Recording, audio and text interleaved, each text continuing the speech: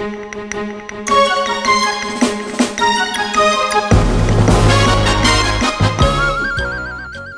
ជ្ញាធរចាប់មន្ត្រីគណៈបកភ្លើងទៀនម្នាក់ទៀតនៅខេត្តឧត្តរមានជ័យដោយមិនទាន់បញ្ជាក់មូលហេតុប៉ូលីសសហព័ន្ធអាមេរិកបដិញ្ញាតាមប្រមាញ់ពួកមេខ្លោងឆបោកអនឡាញខណៈកម្ពុជាមិនទាន់ចាត់ការមន្ត្រីក្រាក់ៗដែលអាមេរិកបានដាក់ទណ្ឌកម្មនៅឡើយ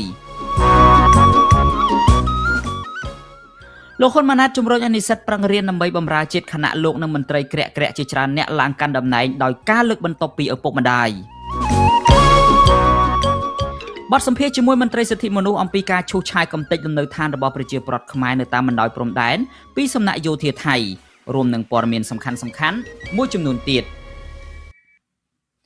បាទជាបន្តទៅទៀតនេះខ្ញុំបាទយ៉ងច័ន្ទតារាសូមជូនព័ត៌មានទាំងនេះពឺស្ដាបាទលោកអ្នកនាងជាទីមេត្រីអនុព័ន្ធយោធារបស់ចិនបានអះអាងជាថ្មីទៀតប្រាប់ទៅយោធាថៃថាប្រទេសចិនមិនបានផ្ដល់អាវុធជួយទៅដល់កម្ពុជាហើយក៏នឹងមិនអនុញ្ញាតឲ្យកម្ពុជាប្រើប្រាស់អាវុធដែលផលិតដោយចិនដើម្បីប្រឆាំងទៅនឹងប្រទេសថៃនៅតាមបណ្ដោយព្រំដែននោះឡើយអ្នកខ្លំមើលលើកឡើងថាប្រទេសចិនកំពុងតែយកបញ្ហាចំនួនព្រំដែនរវាងកម្ពុជានិងថៃដើម្បីស្វែងរកប្រយោជន៍ផ្នែកភូមិសាស្ត្រនយោបាយនិងសេដ្ឋកិច្ចបាទលោកអ្នកនាងនឹងបានស្ដាប់ព័ត៌មាននេះពឺស្ដានៅពេលបន្តិចទៀតនេះ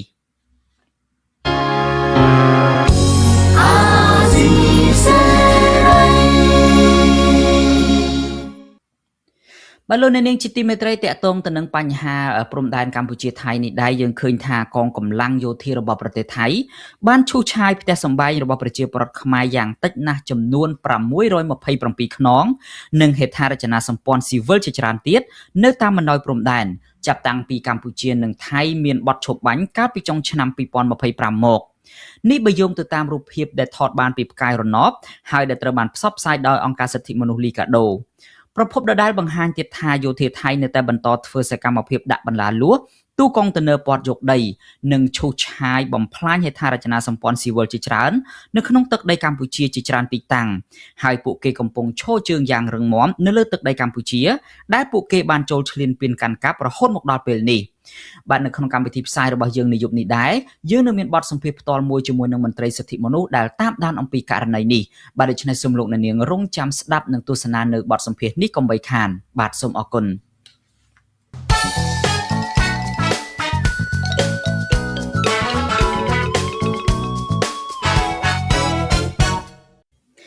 បាទលោកអ្នកនាងកំពុងស្ដាប់នឹងទស្សនាកម្មវិធីផ្សាយផ្ទាល់របស់ទូរទស្សន៍អាស៊ីសេរី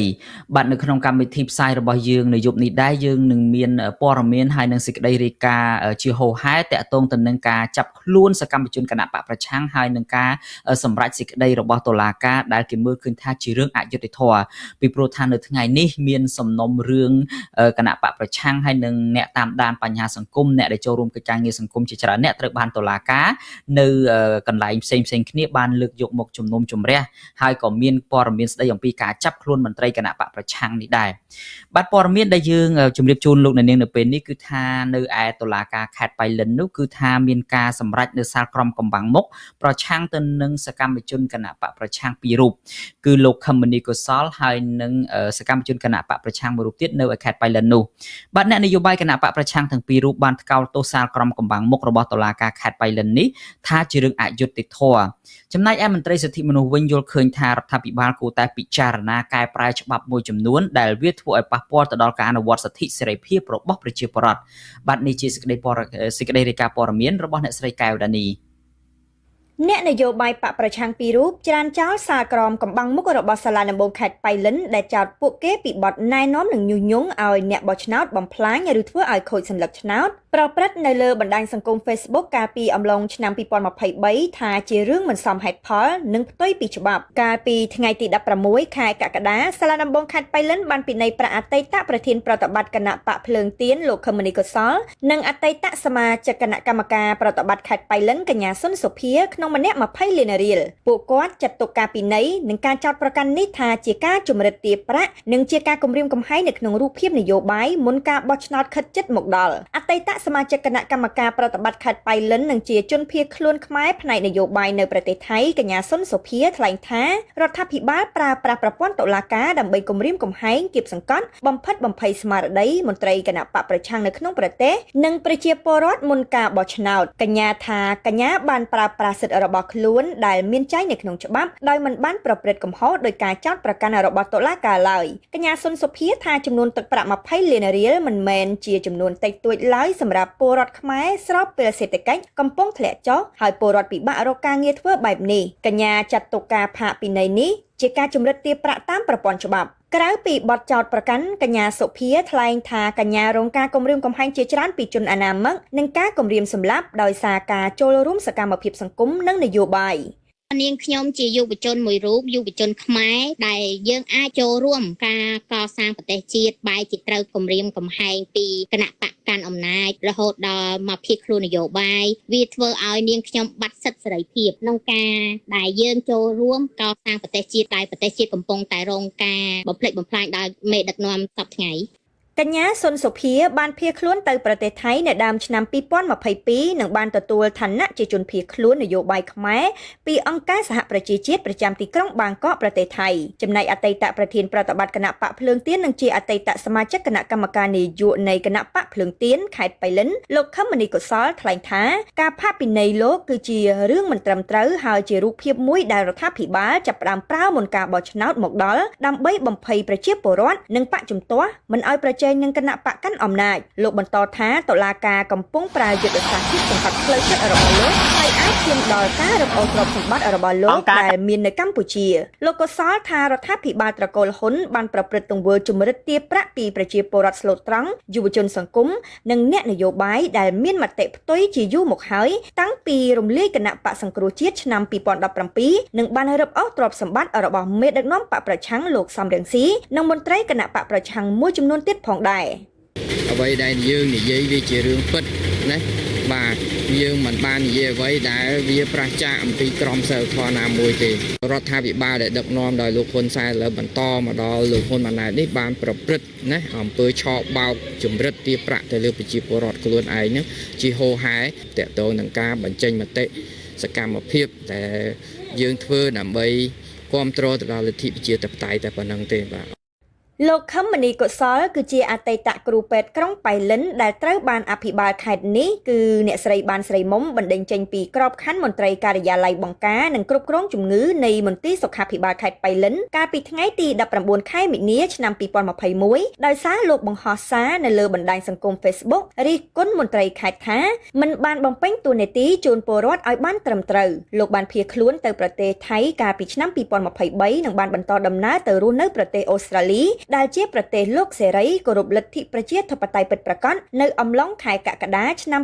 2026នេះជុំវិញរឿងនេះអ្នកនាំពាក្យសាលាដំបងខេត្តបៃលិនលោកពិនសុខុមមិនបានឆ្លើយតបចំសំណួរពាក់ព័ន្ធសាលក្រមកំបាំងមុខនេះឡើយនៅថ្ងៃទី6ខែសីហានេះដោយលោកលើកឡើងថាផុតម៉ោងរដ្ឋបាលហើយលោកមិនទាន់ទទួលបានព័ត៌មាននេះពីចៅក្រមនៅឡើយដោយឲ្យរងចាំត្រួតពិនិត្យមើលសិនអាស៊ីសេរីក៏បានតាក់ទងសួរនាំម្ដងទៀតនៅម៉ោងរដ្ឋបាលប៉ុន្តែលោកមិនលើកទូរស័ព្ទនិងបានចុចបិទចាំ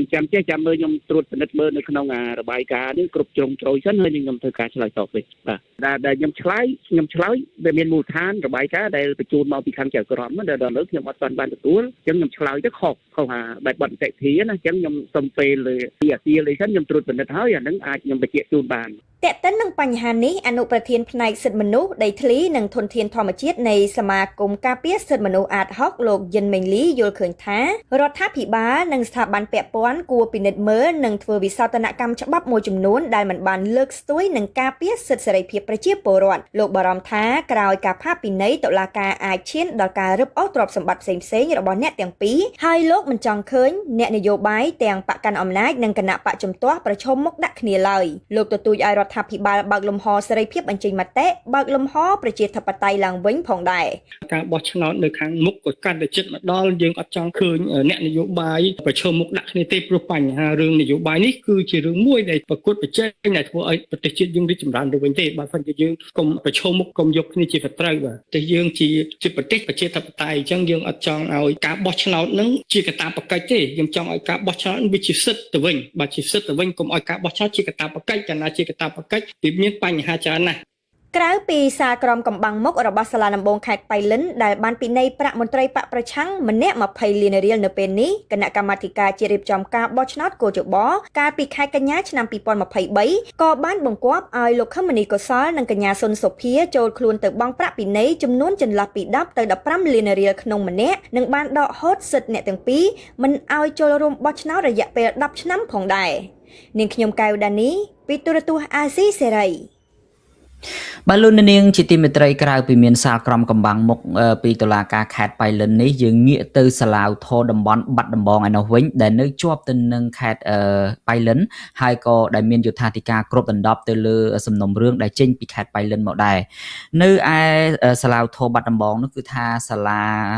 តុលាការជាន់ខ្ពស់មួយនេះបានសម្រេចតម្កល់សាលក្រមផ្ដន្ទាទោសកម្មជនគណៈបកប្រឆាំងនិងប្រជាពលរដ្ឋឲ្យជាប់ពន្ធនាគារចន្លោះពី6ទៅ10ឆ្នាំពាក់ព័ន្ធទៅនឹងការថតរូបនិងវីដេអូអំពីបញ្ហាព្រំដែនកម្ពុជានិងថៃ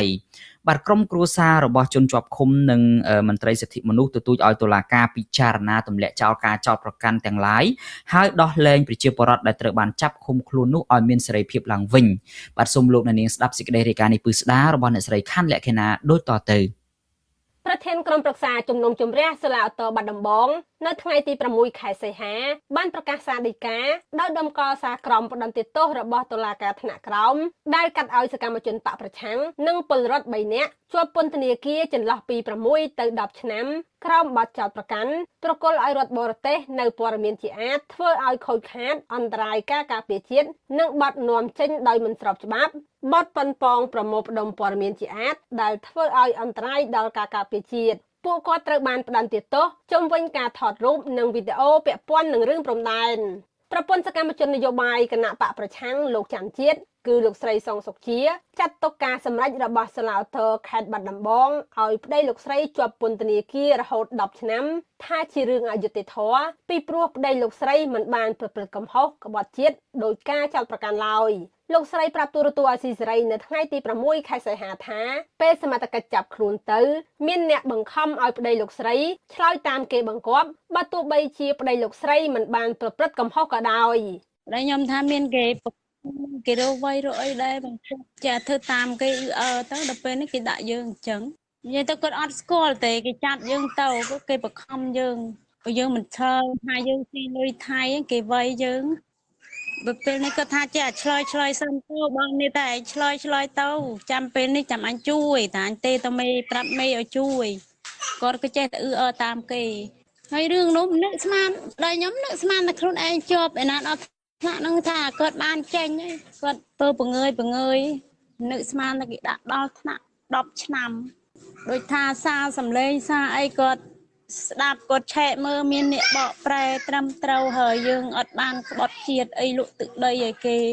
ដូចគេចោទនេះគ្រូតុលាការខេត្តបន្ទាយមានជ័យកាលពីថ្ងៃទី13ខែឧសភាបានផ្តន្ទាទោសអតីតសកម្មជនបកប្រឆាំងនិងជាអ្នករត់តាក់ស៊ីលោកច័ន្ទជាតិឲ្យជាប់ពន្ធនាគារ10ឆ្នាំពីបទប្រគល់ឲ្យរដ្ឋបរទេសនៅព័ត៌មានជាអាតធ្វើឲ្យអន្តរាយដល់ការការពារជាតិជុំវិញការថតរូបនិងវីដេអូបញ្ហាព្រំដែនលោកត្រូវបានសមត្ថកិច្ចចាប់ខ្លួនក្រោយលោកបានថតរូបនិងវីដេអូនៅកន្លែងដែលភាគីថៃបានដាក់បារ៉ាស់នៅព្រំដែនកម្ពុជាថៃក្នុងខេត្តបន្ទាយមានជ័យកាលពីថ្ងៃទី9ខែកញ្ញាឆ្នាំ2025ជាង1ខែបន្ទាប់ពីមានកិច្ចព្រមព្រៀងបទឈប់បាញ់រវាងកម្ពុជានិងថៃលើកទី1ចូលជាធរមាន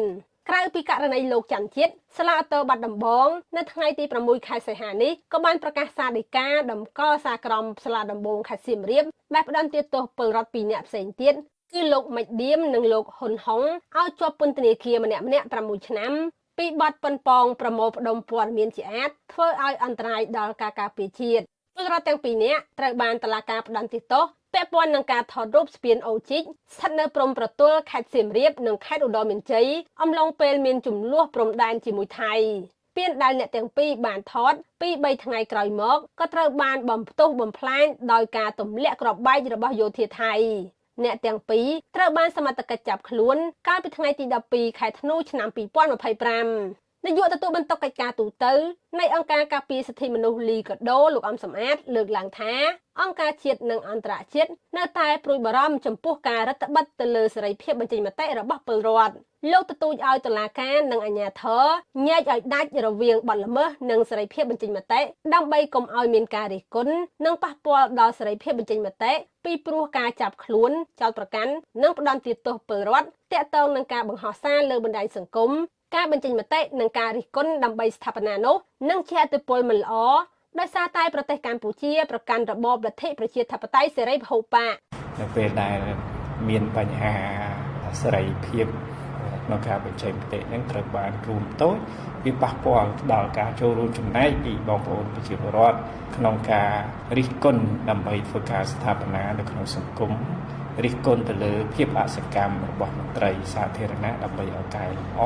និងការចូលរួមនៅក្នុងការអភិវឌ្ឍសង្គមផ្សេងៗតាមរយៈការបញ្ចេញមតិតេតិននឹងរឿងនេះអ្នករាយការណ៍ពិសេសរបស់អង្គការសហប្រជាជាតិទទួលបន្ទុកស្ថានភាពសិទ្ធិមនុស្សនៅកម្ពុជាលោកថមអិនត្រូបានជំរុញឲ្យរដ្ឋាភិបាលលោកហ៊ុនម៉ាណែតបើកទូលាយលំហសេរីភាពសង្គមស៊ីវិលនិងធានាការគោរពសិទ្ធិនយោបាយខណៈប្រទេសកម្ពុជាកំពុងឈានទៅដល់ការបោះឆ្នោតឆ្នាំ2027និងឆ្នាំ2028បន្ថែមពីលើករណីសកម្មជនបកប្រឆាំងនិងពលរដ្ឋទាំង3រូបនេះក៏នៅមានអ្នកសារព័ត៌មានមួយចំនួនទៀតដែលត្រូវបានតុលាការកម្ពុជាកាត់ទោសធ្ងន់ធ្ងរបន្ទាប់ពីកងទ័ពថៃឈ្លានពានទឹកដីកម្ពុជាអ្នកសារព័ត៌មានអនឡាញពីររូបគឺលោកផនសុភាពនិងលោកភិបភិរាត្រូវបានតុលាការខេត្តសៀមរាបផ្តន្ទាទោសឲ្យជាប់ពន្ធនាគារម្នាក់ៗ14ឆ្នាំពីបទប្រកុលឲ្យរដ្ឋបរទេសនៅព័ត៌មានជាអាតធ្វើឲ្យអន្តរាយការការពារជាតិពួកគាត់ត្រូវបានសមត្ថកិច្ចចាប់ខ្លួនដាច់ដោយឡែកពីគ្នានៅក្នុងខែកក្កដាឆ្នាំ2025ក្រោយពីវិលត្រឡប់ពីរាយការណ៍ព័ត៌មាននៅខេត្តឧត្តរមានជ័យនិងយកអំណោយទៅចែកដល់កងទ័ពដែលកំពុងឈរជើងនៅតំបន់ប្រាសាទតាក្របី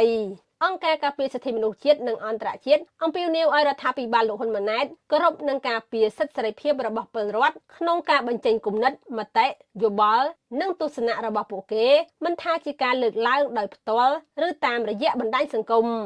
អ្នកខ្លុំមើលជំរុញឲ្យរដ្ឋាភិបាលលោកហ៊ុនម៉ាណែតដោះលែងអ្នកទោសនយោបាយនិងអ្នកទោសមនសិការទាំងអស់ឲ្យមានសេរីភាពពីព្រោះបញ្ហាព្រំដែនគឺជារឿងជាតិទាំងអស់គ្នាដែលពលរដ្ឋគ្រប់រូបមានសិទ្ធិបញ្ចេញមតិយោបល់សម្ដែងការបារម្ភអ្នកខ្លុំមើលលើកឡើងថាការណារដ្ឋាភិបាលប្រើលេសបញ្ហាព្រំដែនបន្តឃុំខ្លួនពលរដ្ឋខ្មែរដែលគ្មានកំហុសដើម្បីទុកធ្វើជាចំណាប់ខ្មាំងនៃអំណាចរបស់គ្រួសារត្រកូលហ៊ុននោះនឹងធ្វើឲ្យរដ្ឋាភិបាលលោកហ៊ុនម៉ាណែតកាន់តែអាម៉ាស់នៅលើឆាកអន្តរជាតិខ្ញុំខណ្ឌលក្ខណាទូរទស្សន៍អាស៊ីសេរីបាទលោកអ្នកនាងជាទីមេត្រីដូចខ្ញុំបានជម្រាបជូនលោកអ្នកនាងមុននេះហើយថានៅក្នុងកម្មវិធីរបស់យើងនៅយប់នេះយើងនឹងមានសេចក្តីរាយការណ៍ជាច្រើនតាក់ទងទៅនឹងការចាប់ខ្លួនប្រជាពលរដ្ឋហើយនឹងការផ្ដន់ទាទោសការសម្រេចសេចក្តីពីសំណាក់តុលាការទៅលើប្រជាពលរដ្ឋឬមួយក៏សកម្មជនគណៈបកប្រឆាំងដែលរងនៅការធ្វើទុកបុកម្នេញនេះផ្ដើមចេញពីការបញ្ចេញមតិឬមួយក៏សកម្មភាពដោយសន្តិវិធីរបស់ពួកគាត់ឥឡូវនេះបន្ទាប់ពីរឿងដែលយើងបានស្ដាប់របស់ការរាយការណ៍របស់អ្នកស្រីខណ្ឌលក្ខណាអំពីរឿងស្លាវធម៌បាត់ដំបងហើយយើងងាកមកចាប់អារម្មណ៍នៅឯខេត្តឧត្តរមានជ័យដែលនៅមិនឆ្ងាយប៉ុន្មានពីខេត្តបាត់ដំបងនោះវិញយើងឃើញថាអាជ្ញាធរបានចាប់ខ្លួនសមាជិកក្រុមប្រឹក្សាសង្កាត់អូស្មាច់ក្រុងសំរោងនិងជាប្រធានគណៈកម្មាធិការប្រតិបត្តិគណៈបកភ្លើងទៀនគឺលោកញៀនសារ៉ុមដោយមិនទាន់បញ្ជាក់ពីមូលហេតុនៅឡើយទេហើយអាជ្ញាធរបានបញ្ជូនគាត់ទៅកាន់ស្នងការដ្ឋាននគរបាលខេត្តឧត្តរមានជ័យរួចហើយបានមន្ត្រីសង្គមស៊ីវិលព្រួយបារម្ភអំពីការរដ្ឋបិទសិទ្ធិនយោបាយការបញ្ចេញមតិនិងការគោរពសិទ្ធិមនុស្សនៅកម្ពុជាកាន់តែរួមតូចជាងមុនទៅទៀតបាទសូមលោកអ្នកនាងស្ដាប់សេចក្តីរាយការណ៍នេះពិស្ដាររបស់លោកហេងស្រស់ដូចតទៅគណៈបកភ្លើងទៀននិងគណៈបកឆន្ទៈខ្មែរអះអាងថាប្រធានគណៈកម្មការធិការប្រតិបត្តិគណៈបកភ្លើងទៀនខេត្តឧត្តរមានជ័យនិងជាសមាជិកក្រុមប្រឹក្សាសង្កាត់អូស្មាច់ក្រុងសំរោងលោកញៀតសារ៉ុមត្រូវបានអាជ្ញាធរចាប់ឃុំខ្លួនកាលពីយប់ថ្ងៃទី5ខែសីហាដោយមិនទាន់ដឹងមូលហេតុអាជ្ញាធរបានបញ្ជូនខ្លួនលោកទៅកាន់ស្នងការដ្ឋាននគរបាលខេត្តឧត្តរមានជ័យហើយនៅថ្ងៃទី6ខែសីហានេះបើតាមសេចក្តីថ្លែងការណ៍របស់គណៈបកទាំងពីរចេញផ្សាយនៅរសៀលថ្ងៃទី6ខែសីហានេះគណៈបកភ្លើងទៀននិងគណៈបកឆន្ទៈខ្មែរចាត់ទុកការចាប់ខ្លួនលោកញៀតសារ៉ុមជារូបភាពគម្រាមកំហែងដើម្បីបំបាក់ស្មារតីពលរដ្ឋនិងសកម្មជនបកប្រឆាំងនិងធ្វើឲ្យនយោបាយមុនការបោះឆ្នោតជ្រើសរើសក្រុមប្រឹក្សាគុំសង្កាត់នៅឆ្នាំ2027រឹតតែមានភាពអាក់អួលថែមទៀតគណៈបកភ្លើងទៀននិងគណៈបកឆន្ទៈខ្មែរទាមទារឲ្យអាជ្ញាធរដោះលែងសមាជិកក្រុមប្រឹក្សាសង្កាត់អូស្មាច់លោកញៀតសារ៉ុមឲ្យមានសេរីភាពឡើងវិញ និងអាជ្ញាធរបញ្ឈប់សកម្មភាពធ្វើទុកបុកម្នេញទៅលើសកម្មជននយោបាយបកប្រឆាំងនៅមូលដ្ឋានដើម្បីធានានៅបរិយាកាសនយោបាយល្អប្រសើរនៅមុនពេលបោះឆ្នោតខាងមុខនេះជុំវិញរឿងនេះទូរទស្សន៍អាស៊ីសេរីមិនអាចតាក់ទងស្នងការខេត្តឧត្តរមានជ័យលោកខៅលីដើម្បីសូមការឆ្លើយតបបានទេនៅថ្ងៃទី6 ខែសីហារីឯប្រពន្ធលោកញៀតសរមគឺលោកស្រីអៀនអ៊ូអះអាងប្រាប់ទូរទស្សន៍អាស៊ីសេរីនៅថ្ងៃទី6 ខែសីហាថាប្តីរបស់លោកស្រីត្រូវបានសមត្ថកិច្ចខេត្តឧត្តរមានជ័យបញ្ជូនទៅតុលាការដើម្បីសាកសួរឲ្យនៅថ្ងៃទី6 ខែសីហានឹងបានបញ្ជូនមកឃុំខ្លួននៅស្នងការដ្ឋាននគរបាលខេត្តវិញដើម្បីរងចាំនីតិវិធីបន្តនៅថ្ងៃបន្ទាប់គេទេមកគាត់ចឹងនិយាយពីនេះពីនោះទៅថាគាត់ហ្នឹងនិយាយប៉ះពាល់ហើយប្អិនប៉ះអីចឹងណាទេបដាប្អិនចឹងទៅខ្ញុំសូមជំនុំពរថាឲ្យប្រិយខ្ញុំអត់មានកំហុសអីចឹងសូមឲ្យដោះលែងគាត់អីចឹងតាក់ទិននឹងបញ្ហានេះអនុប្រធានផ្នែកសិទ្ធិមនុស្សដីធ្លីនិងធនធានធម្មជាតិនៃសមាគមការពារសិទ្ធិមនុស្សអាត60លោកយិនមេងលីដែលកំពុងតាមដានបញ្ហានេះលើកឡើងថា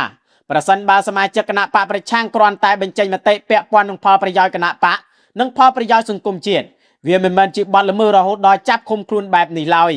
លោកព្រួយបារម្ភអំពីរដ្ឋបတ်សិទ្ធិនយោបាយការបញ្ចេញមតិនិងការគោរពសិទ្ធិមនុស្សនៅកម្ពុជាកាន់តែរួមតូចនឹងធ្វើឲ្យប៉ះពាល់ដល់មុខមាត់កម្ពុជានៅលើឆាកអន្តរជាតិរដ្ឋាភិបាលថ្មីនេះក៏បាននិយាយដែរពាក់ព័ន្ធនឹងរឿងបញ្ហានឹងរឿងលើកស្ទួយ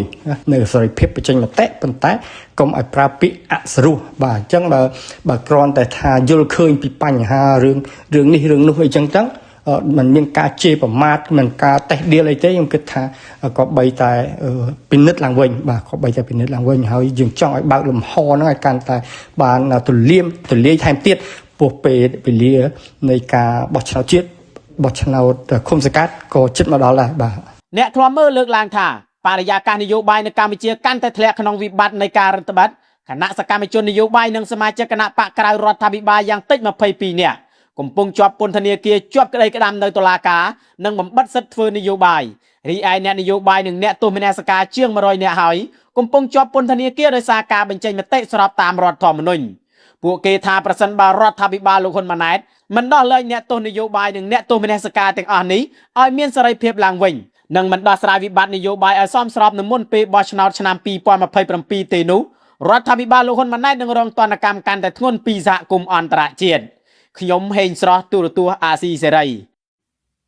បាទលោកនាងជាទីមេត្រីនៅមានព័ត៌មានមួយទៀតតាក់ទងទៅនឹងដំណើរការក្តីក្តាំប្រឆាំងទៅនឹងអ្នកបញ្ចេញមតិរិះគន់រដ្ឋាភិបាលឬមួយក៏អ្នកដែលធ្វើកិច្ចការងារសង្គមសំណុំរឿងមួយទៀតនេះគឺនៅឯតុលាការក្រុងភ្នំពេញឬមួយក៏សាលាដំបងរាជធានីភ្នំពេញគឺនៅព្រឹកថ្ងៃទី6 ខែសីហានេះបានបើកសវនាការលើសំណុំរឿងអតីតព្រះភិក្ខុសង្ឃលោកជាវុធីក្រោមបទចោទញុះញង់បង្កឲ្យមានភាពវឹកវរធ្ងន់ធ្ងរដល់សន្តិសុខសង្គម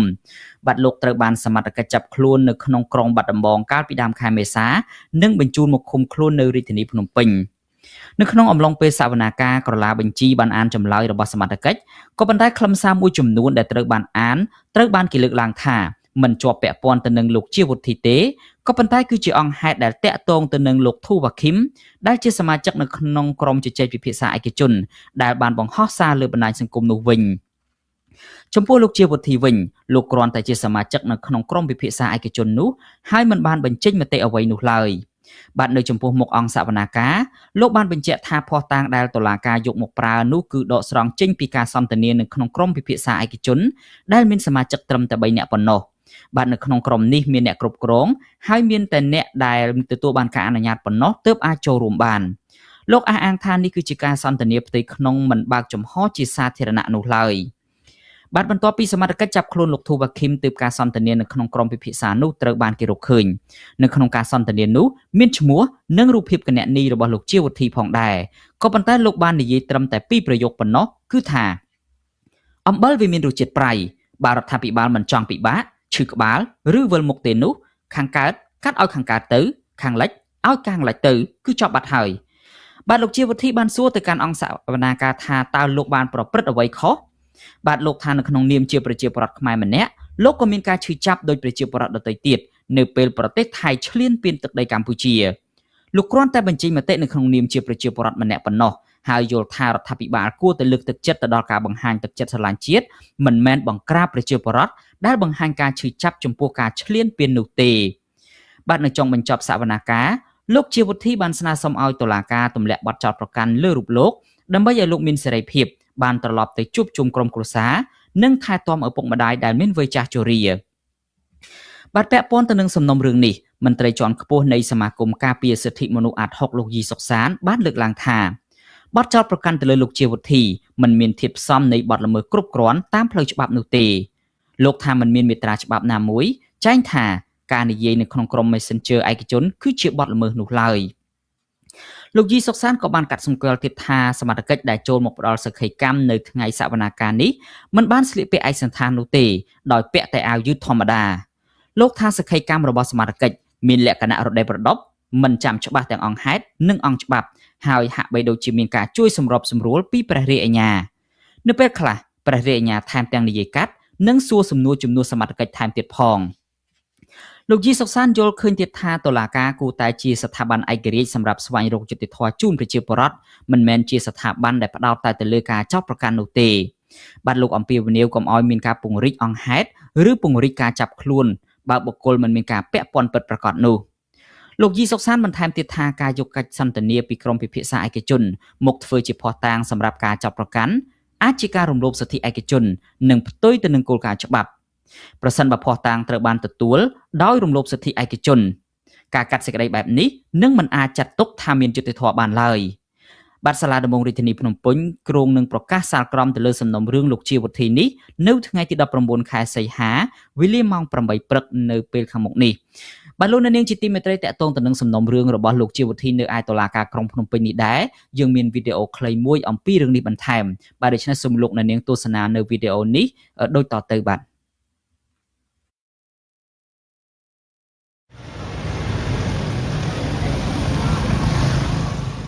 បទល្មើសដែលចោទប្រកាន់មកទៅលើលោកជាវិធីគឺមិនមានធាតុផ្សំណាមួយដែលចោទប្រកាន់គាត់ទៅតាមដោយសារតែវាអត់មានមាត្រាវាអត់មានមាត្រាណាមួយចែងថាបណ្ដាញ Messenger យើងនិយាយនៅក្នុង Messenger ឲ្យមានទោសទេហើយអាការដែលសមត្ថកិច្ចលោកទៅឆ្លើយបំភ្លឺនេះលោកមិនបានពាក់ឯកសណ្ឋានទៀតពាក់អាវយឺតធម្មតាហើយទៅបំភ្លឺនឹងយ៉ាងរដិបរដប់ដោយមិនមានគេហៅថាមិនចាំអង្គហេតុមិនចាំអង្គច្បាប់ហើយហាក់ដូចជាភ្លេចណាសមត្ថកិច្ចធ្វើការភ្លេចអញ្ចឹងនៅពេលដែលយើងមើលឃើញមានការជ្រុំជ្រែងណាជ្រុំជ្រែងជួយពីព្រះរាជអាជ្ញាទៅខាងសមត្ថកិច្ចឆ្លើយពេលខ្លះហាក់ដូចជាចោតជំនួសសមត្ថកិច្ចទៅទៀតដែលជាផុសតាងនេះដែលយើងមើលឃើញថានៅក្នុងទីនេះវាជាស្ថាប័នមួយដែលឯករាជ្យដែលរកយុត្តិធម៌ឲ្យប្រជាពលរដ្ឋមិនមែនជាស្ថាប័នអង្គុយតែចោតប្រកាន់ទេអញ្ចឹងប្រជាពលរដ្ឋដែលរំពឹង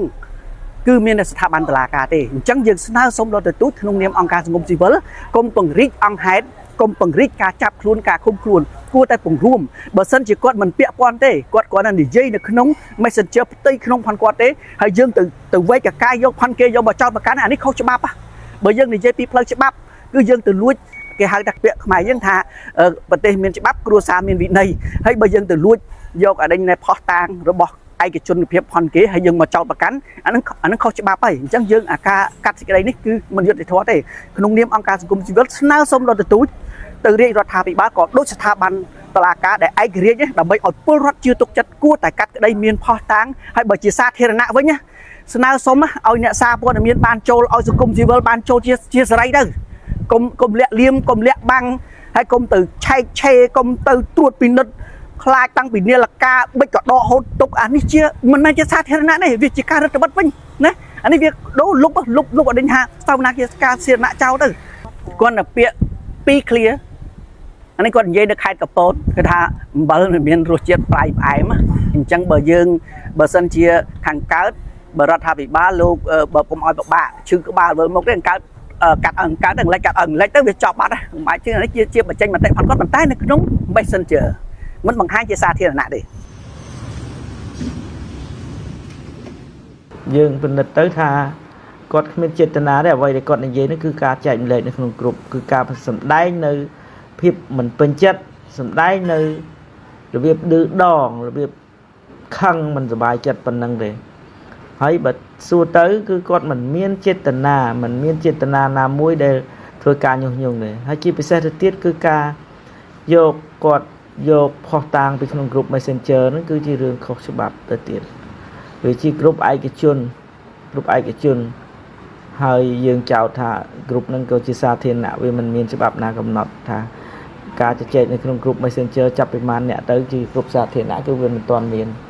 ចឹងអ្វីដែលมันមាននៅក្នុងច្បាប់គឺมันអាចយកមកចោទប្រកាន់ដែរដូច្នេះពួកខ្ញុំក្នុងនាមជាសហមេធាវីបានបដិសេធនៅការចោទប្រកាន់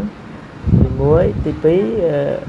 អ្វីដែលគាត់និយាយគឺគាត់អត់មានចេតនាយោងតាមមាត្រា4នៃក្រមព្រហ្មទណ្ឌគឺគ្មានចេតនាប្រព្រឹត្តបទល្មើសគឺมันមានធៀបសមនៃបទល្មើសទេបាទ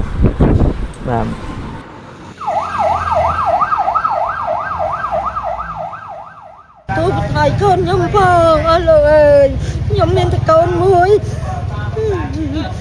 ប្រកបអត់ឃ្លានមានកូននឹងហើយជួយផ្ដល់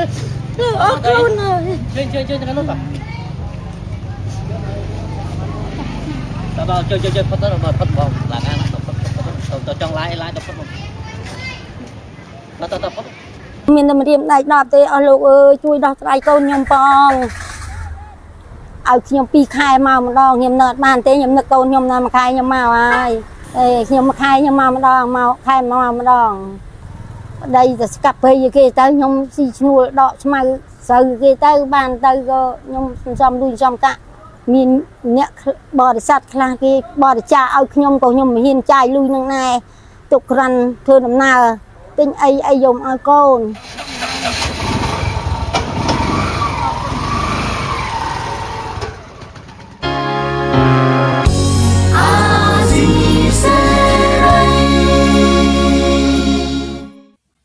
លោកនាងកំពុងស្ដាប់ការផ្សាយផ្ទាល់របស់ទូរទស្សន៍អាស៊ីសេរីពីរដ្ឋធានី Washington នៃសហរដ្ឋអាមេរិកកងកម្លាំងយោធារបស់ថៃបានឈូសឆាយបំផ្លាញផ្ទះសម្បែងរបស់ប្រជាពលរដ្ឋខ្មែរយ៉ាងតិចណាស់ចំនួន627ខ្នងនិងហេដ្ឋារចនាសម្ព័ន្ធស៊ីវិលជាច្រើនទៀតនៅតាមបណ្ដោយព្រំដែនចាប់តាំងពីកម្ពុជានិងថៃមានកិច្ចព្រមព្រៀងបទឈប់បាញ់កាលពីចុងឆ្នាំ2025មកបាទនេះបើយោងទៅតាមរូបភាពពីផ្កាយរណបដែលត្រូវបានផ្សព្វផ្សាយដោយអង្គការសិទ្ធិមនុស្សលីកាដូបាទប្រភពដដែលបន្តទៀតថាយោធាថៃនៅតែបន្តធ្វើសកម្មភាពដាក់បន្លាលួសទូកុងតឺន័រព័ទ្ធយកដីនិងឈូសឆាយបំផ្លាញហេដ្ឋារចនាសម្ព័ន្ធជាច្រើនទៀតនៅក្នុងទឹកដីកម្ពុជាហើយពួកគេកំពុងឈរជើងយ៉ាងរឹងមាំនៅលើទឹកដីកម្ពុជាដែលពួកគេចូលឈ្លានពានកាន់កាប់រហូតមកដល់សប្តាហ៍ថ្ងៃនេះបាទនៅក្នុងកម្មវិធីផ្សាយរបស់យើងនៅយប់នេះដែរយើងនឹងមានបទសម្ភាសន៍ផ្ទាល់មួយជាមួយនឹងមន្ត្រីសិទ្ធិមនុស្សនៃអង្គការលីកាដូដែលបានតាមដានករណីនេះយ៉ាងដិតដល់បាទដូច្នេះសូមលោកអ្នកនាងរងចាំស្ដាប់និងទស្សនានៅបទសម្ភាសន៍ដែលយើងនឹងចាប់ផ្ដើមនៅពេលបន្តិចទៀតនេះបាទសូមអរគុណ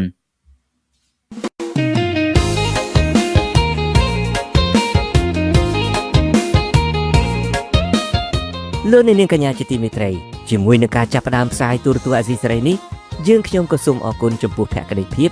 និងការជឿជាក់របស់លោកអ្នកនាងលើសារព័ត៌មានឯករាជ្យសម្រាប់ប្រជាជនកម្ពុជាយើងនឹងរួមដំណើរជាមួយគ្នាក្នុងបេសកកម្មផ្ដល់និងទទួលព័ត៌មានពិតបាទសូមអញ្ជើញលោកអ្នកនាងកញ្ញាចូលទៅចុច follow នៅលើ Facebook ដែលមានអាសយដ្ឋាន www.facebook.com/tfa ខ្មែរ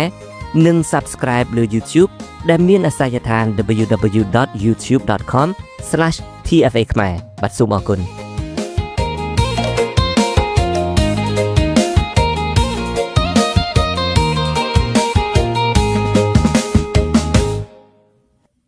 បាទលោកអ្នកនាងជាទីមេត្រីយើងងាកមកចាប់អារម្មណ៍រឿងមួយទៀតពាក់ព័ន្ធទៅនឹងសាររបស់លោកហ៊ុនម៉ាណែតបាទនៅថ្ងៃនេះលោកហ៊ុនម៉ាណែតបានចុះទៅចែកសញ្ញាបត្រដល់និស្សិតសាកលវិទ្យាល័យភូមិន្ទនីតិសាស្ត្រនិងវិទ្យាសាស្ត្រសេដ្ឋកិច្ចឬមួយក៏យើងហៅថាសាលារូលឬមួយក៏សាលាច្បាប់ដែលមានឈ្មោះល្បីល្បាញនៅក្នុងក្រុងភ្នំពេញនោះបាទនៅក្នុងឱកាសនោះលោកនាយករដ្ឋមន្ត្រីហ៊ុនម៉ាណែតបានជំរុញឲ្យនិស្សិតប្រឹងប្រែងរៀនសូត្រឲ្យមានចំណេះដឹងពិតប្រាកដដើម្បីងាយស្រួលស្វែងរកការងារធ្វើនៅតាមស្ថាប័ននិងដើម្បីបម្រើជាតិគណៈរូបលោកផ្ទាល់ហើយនិងមន្ត្រីក្រាក់ជាច្រើនរូបទៀតដែលមានតំណែងចាប់ពីរដ្ឋមន្ត្រីរហូតដល់ឧបនាយករដ្ឋមន្ត្រីនោះពួកគេជាច្រើនបានក្លាយជាមេដឹកនាំកម្ពុជាដោយសារតែការលើកបន្ទប់ពីឪពុកម្ដាយរបស់ពួកគេផ្ទាល់អ្នកខ្លំមើលបញ្ញាសង្គមលើកឡើងថាអ្នកដែលផ្ដល់គំរូអាក្រក់និងបន្ទាបបន្ថោកវិស័យអប់រំពិតប្រាកដនោះគឺជារដ្ឋាភិបាលនៃក្រុមគ្រួសារត្រកូលហ៊ុនទៅវិញទេពីព្រោះអ្នកចេះដឹងពិតប្រាកដពុំសូវមានឱកាសចូលធ្វើការងារតាមក្រសួងស្ថាប័ននោះទេប្រសិនបើពុំចេះអែបអបនិងមានខ្សែស្រឡាយជាអ្នកមានលុយមានអំណាចនោះបាទដូច្នេះយើងប្រកុលនាទីនេះជូនអ្នកស្រីសុជីវីរាយការណ៍ពិស្ដារជូនលោកអ្នកនាងដូចតទៅថ្លែងទៅកាន់និស្សិតរាប់រយនាក់នៅថ្ងៃទី6ខែសីហាលោកយមត្រីហ៊ុនម៉ាណែតបានព្រានប្រដៅដល់និស្សិតនិងចែករំលែកបទពិសោធន៍ដែលលោកធ្លាប់រៀននៅសាកលវិទ្យាល័យយោធាល្បីល្បាញនៅសហរដ្ឋអាមេរិកគឺសាកលវិទ្យាល័យ West Point អំឡុងពេលនៃការថ្លែងសាររបស់លោកជិត1ម៉ោង មិនខុសពីសពមួយដងនោះទេគឺលោកតែងតែណែនាំឲ្យនិស្សិតត្រូវប្រឹងរៀនសូត្រឲ្យមានចំណេះដឹងពិតប្រាកដមានឥរិយាបថល្អនិងមានជំនាញពិតប្រាកដបើពុំដូច្នោះទេនឹងពិបាកក្នុងការស្វែងរកការងារនិងគ្មានសមត្ថភាពចូលបម្រើការងារតាមក្រសួងស្ថាប័នជាដើមទន្ទឹមគ្នានោះលោកក៏ព្រមានមិនឲ្យសាលានីមួយៗបើកឲ្យសិស្សនិស្សិតប្រើប្រាស់កម្មវិធីបញ្ញាសិប្បនិម្មិតឬហៅកាត់ថា AI ច្រើនហួសហេតុពេកនោះទេរហូតឡើងប្រឹងប្រែងរៀនសូត្រតាមរយៈការអានការស្រាវជ្រាវនិងការអនុវត្តជាក់ស្ដែងលោកបារម្ភថាប្រសិនបើនិស្សិតនៅតែប្រើកម្មវិធី AI ដើម្បីប្រឡងជាប់បានសញ្ញាបត្រនោះនាំឲ្យប្រទេសជាតិមួយសម្បូរតែមនុស្សដែលរៀនចប់ប៉ុន្តែខ្វះសមត្ថភាពធ្វើការងារបម្រើប្រទេសជាតិគ្រួសារនិងសហគមន៍ គឺត្រូវធ្វើយ៉ាងម៉េចដើម្បីឲ្យសិស្សចេញទៅនៅធានាបានគុណភាពពាក្យតែគុណភាពមិនមែនបានន័យថាទិន្នន័យ97នឹងជាការល្អហើយ97% មានការងារធ្វើជាការងារល្អដែលយើងចង់បានបង្រៀនចេញទៅមានការងារប៉ុន្តែ97% នេះគុណភាពដែលគាត់បានចេញពីសាលានេះទៅកាន់សញ្ញាបត្រនេះទៅជួយទៅដល់ស្ថាប័នជួយទៅដល់អង្គភាពរដ្ឋស៊ីវិលរបស់គាត់កាន់តែប្រសើរបង្កើនរបៀបផ្នែកគំនិតនៃការរៀនរបស់គាត់យកទៅភ្ជាប់ជាមួយនឹងការតស៊ូធ្វើការជាក់ស្ដែងនេះគឺជាជោគជ័យពិតប្រាកដ បាទទោះបីជាលោកហ៊ុនម៉ាណែតតែងតែលើកឡើងឲ្យយុវជននិងនិស្សិតប្រឹងប្រែងរៀនសូត្រឲ្យមានសមត្ថភាពពិតប្រាកដនិងមានជំនាញច្បាស់លាស់ក្តីពលរដ្ឋនិងនិស្សិតជាច្រើនហាក់ពុំសូវមានសង្ឃឹមថាពេលរៀនចប់នឹងមានឱកាសដើម្បីបម្រើជាតិតាមរយៈការប្រកួតប្រជែងដោយសមត្ថភាពដើម្បីចូលស្ថាប័នរដ្ឋនោះឡើយបើទោះបីជាពួកគាត់មានសមត្ថភាពនិងចេះដឹងច្បាស់លាស់ក្តីពួកគាត់យល់ថាការមានត្រឹមតែចំណេះដឹងនិងជំនាញគឺជារឿងពិបាកក្នុងការស្វែងរកការងារសមរម្យនៅក្នុងស្រុកហើយរត់តែពិបាកទៀតនោះគឺនៅក្នុងស្ថាប័នរដ្ឋប្រសិនបើពុំចេះអែបអបចូលជាសមាជិកបកកណ្ដាលអំណាចនិងពុំមានខ្សែស្រឡាយជាកូនអ្នកធំអ្នកខ្លមើលរិះគន់ថាវិស័យអប់រំនៅកម្ពុជាមិនអាចរីកចម្រើនបានទេប្រសិនបើរដ្ឋាភិបាលរបស់លោកហ៊ុនម៉ាណែតពុំបានផ្ដល់ឱកាសដល់យុវជននិងពលរដ្ឋដែលមានសមត្ថភាពពិតប្រាកដចូលបម្រើការងារនៅតាមស្ថាប័នរដ្ឋនិងស្ថាប័ននានាដោយស្មើភាពគ្នាតាមរយៈការប្រកួតប្រជែងដោយសមត្ថភាពហើយមិនព្រមដាក់ទោសទណ្ឌដល់បុគ្គលណាដែលប្រើប្រាស់ទឹកលុយខ្សែស្រឡាយនិងបកពួកដើម្បីបានតំណែងក្រាក់ៗនៅតាមស្ថាប័នរដ្ឋទេនោះជាក់ស្ដែងនៅក្នុងអាណត្តិដឹកនាំរបស់លោកហ៊ុនម៉ាណែតមានរដ្ឋមន្ត្រីរដ្ឋលេខាធិការនិងអនុរដ្ឋលេខាធិការជាច្រើនរូបទទួលបានតំណែងដោយសារតែការលើកបន្ទប់ពីគ្រួសារដូចជាលោកហ៊ុនម៉ាណែតផ្ទាល់ខ្លួនបានតួនាទីជានាយករដ្ឋមន្ត្រីដោយសារតែលោកហ៊ុនសែនដែលជាឪពុកជាអ្នករៀបចំឲ្យរីឯលោកសសុខាក៏បានទទួលតំណែងជារដ្ឋមន្ត្រីក្រសួងមហាផ្ទៃបន្ទាប់ពីឪពុកគឺលោកសខេងចំណែកឯលោកទាសីហាវិញក៏ទទួលបានតំណែងរដ្ឋមន្ត្រីក្រសួងការពារជាតិដោយសារតែឪពុកគឺលោកទាបាញ់លើកបន្ទប់ចំណែកលោកហ៊ុនម៉ាណីដែលជាប្អូនប្រុសពៅរបស់លោកហ៊ុនម៉ាណែតក៏ទទួលបានតួនាទីជាឧបនាយករដ្ឋមន្ត្រីនិងជារដ្ឋមន្ត្រីក្រសួងមុខងារសាធារណៈដោយសារតែលោកហ៊ុនសែនជួយជ្រោមជ្រែងផងដែរក្រៅពីនេះនៅមានរដ្ឋមន្ត្រីរដ្ឋលេខាធិការអនុរដ្ឋលេខាធិការជាង 1000 នាក់ដែលត្រូវបានតែងតាំងដោយព្រះមហាក្សត្រដែលភាគច្រើននៃអ្នកទាំងនោះជាសាច់ញាតិរបស់មន្ត្រីរដ្ឋាភិបាលហើយក៏មានមួយចំនួនតូចប៉ុណ្ណោះជាអតីតសកម្មជនបកប្រឆាំងសកម្មជនបរិស្ថាននិងជាមេដឹកនាំសហជីពដែលបានចូលរួមជីវភាពនយោបាយជាមួយគណៈបកប្រជាជនកម្ពុជាជាក់ស្ដែងកូនប្រុសទាំង4របស់អតីតឧបនាយករដ្ឋមន្ត្រីសុកអានកំពុងតែកាន់តួនាទីសំខាន់ៗដូចជាលោកសុកសង្វាក្លាយជារដ្ឋលេខាធិការក្រសួងមុខងារសាធារណៈលោកសុកពុទ្ធិវុឌ្ឍក្លាយជារដ្ឋលេខាធិការក្រសួងប្រៃសណីនិងទូរគមនាគមន៍លោកសុកសុកានក្លាយជារដ្ឋលេខាធិការក្រសួងរៀបចំដែនដីនិងលោកសុកសុកេនត្រូវបានតែងតាំងជារដ្ឋមន្ត្រីក្រសួងទេសចរប៉ុន្តែក្រោយពីលោកបានកាន់តួនាទីនេះជាង1ឆ្នាំក៏បដូរទៅកាន់តួនាទីជារដ្ឋមន្ត្រីក្រសួងអធិការកិច្ចវិញជុំវិញរឿងនេះប្រធានអង្គការប្រជាធិបតេយ្យខ្មែរនៅប្រទេសអូស្ត្រាលីលោកសឹងសែនករណាយល់ថាការថ្លែងរបស់លោកហ៊ុនម៉ាណែតដែលជំរុញឲ្យនិស្សិតប្រឹងប្រែងរៀនសូត្រដើម្បីបម្រើជាតិនិងដើម្បីងាយស្រួលដល់ការស្វែងរកការងារធ្វើគឺជារឿងល្អក៏ប៉ុន្តែបើយកទៅប្រៀបធៀបជាមួយនឹងការរៀបចំជាប្រព័ន្ធដឹកនាំរដ្ឋក្នុងជួរមន្ត្រីរដ្ឋាភិបាលគឺភាគច្រើននៃអ្នកទាំងនោះជាសាច់ញាតិនិងជាបកពួករបស់គណៈបកកាន់អំណាចលោកថាបញ្ហានេះបានជះឥទ្ធិពលយ៉ាងខ្លាំងដល់និស្សិតនិងធ្វើយុវជនមួយចំនួនមិនសូវពេញចិត្តចំពោះការរៀបចំតាមរយៈការលើកបន្ទប់តវងត្រកូលបែបនេះទេព្រោះទង្វើនេះមិនត្រឹមត្រូវនៅក្នុងប្រទេសដែលកាន់លទ្ធិប្រជាធិបតេយ្យលោកអះអាងថានៅក្នុងសង្គមប្រជាធិបតេយ្យការកាន់តួនាទីនិងទទួលតំណែងនីមួយៗគឺធ្វើឡើងតាមរយៈការបោះឆ្នោតដោយសេរីត្រឹមត្រូវនិងយុត្តិធម៌ដើម្បីជ្រើសរើសបុគ្គលដែលមានសមត្ថភាពហើយធានាថាជាមន្ត្រីឬជាមេដឹកនាំដែលមានសមត្ថភាពក្នុងការជួយដល់ពលរដ្ឋដែលកំពុងជួបនូវវិបត្តិផ្សេងៗនៅក្នុងសង្គម ក្រសួងពាក់ព័ន្ធនានាសុទ្ធសឹងតែប្រទេសតំណែងមកឲ្យកូនកាន់កាប់បន្តអីជាដើមអញ្ចឹងវាជាអ្វីដែលអាចធ្វើឲ្យអ្នកដែលខិតខំប្រឹងប្រែងរៀនសូត្រដែលមានសមត្ថភាពពិតប្រាកដហ្នឹងគឺគ្មានឱកាសទៅកាន់ការងារនិងតួនាទីសំខាន់ដើម្បីបានជួយទៅដល់ជាតិមាតុភូមិអ្វីនោះទេ បើទោះជាបែបនេះក្តីលោកបន្តថាចំណេះដឹងពិតប្រាកដពិតជាមានសារៈសំខាន់បើទោះបីជារដ្ឋាភិបាលពុំសូវផ្ដល់ឱកាសឲ្យអ្នកចេះដឹងបានប្រកួតប្រជែងចូលធ្វើការងារតាមស្ថាប័នរដ្ឋតាមរយៈការប្រជែងគ្នាដោយស្មារតីដើម្បីចូលបម្រើជាតិមាតុភូមិក្តីក៏យុវជនឬពលរដ្ឋត្រូវតែប្រឹងប្រែងរៀនសូត្រដើម្បីអាចប្រកបមុខរបរចិញ្ចឹមជីវិតនៅតាមវិស័យឯកជនផ្សេងទន្ទឹមគ្នានោះលោកថាកាលណាដែលពលរដ្ឋមានចំណេះដឹងច្រើនងាយស្រួលនៅក្នុងការតាមដានដោយផ្ទាល់និងដោយប្រយោលលើកិច្ចការនយោបាយនិងសង្គមដើម្បីកុំឲ្យអ្នកនយោបាយធ្វើអ្វីតាមតែអំពើចិត្តព្រោះប្រទេសជាតិមួយនេះពុំមែនជាកម្មសិទ្ធិរបស់គណៈបកកាន់អំណាចផ្ដាច់មុខនោះទេគឺជារបស់ពលរដ្ឋខ្មែរទាំងអស់គ្នានាងខ្ញុំសុជីវីទូរទស្សន៍អាស៊ីសេរី បាទលោកនាងជាទីមេត្រីចាប់ពីនាទីនេះទៅយើងនឹងផ្ដោតទៅលើសេចក្តីរាយការណ៍ហើយនឹងបទសម្ភាសន៍ពាក់ព័ន្ធទៅនឹងបញ្ហាព្រំដែនរវាងកម្ពុជានិងថៃឥឡូវនេះយើងមានព័ត៌មានមួយទៀតដែលចង់ជម្រាបជូនលោកនាងតាក់ទងទៅនឹងរឿងបញ្ហាព្រំដែនឬមួយក៏ចំនួនរវាងកម្ពុជានិងថៃនេះហើយនឹងមានការលើកឡើងពីភាគីចិនវិញ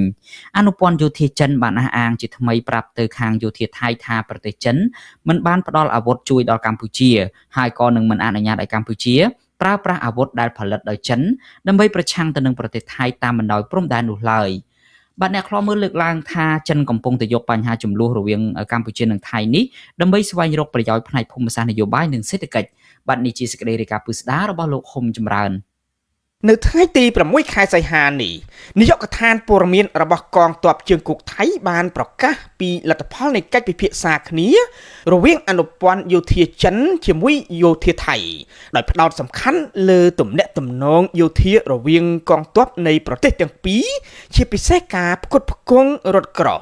នាវាល្បាតនិងសម្ភារៈយោធាជាលក្ខណៈទ្រង់ទ្រាយធំ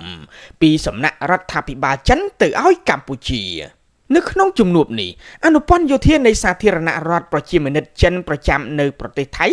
លោកចាងលីនហុងបានបង្ហាញអំពីក្តីបារម្ភចំពោះវិវាទព្រំដែនរវាងកម្ពុជានិងថៃដែលបង្កទៅជាបញ្ហាអសន្តិសុខក្នុងតំបន់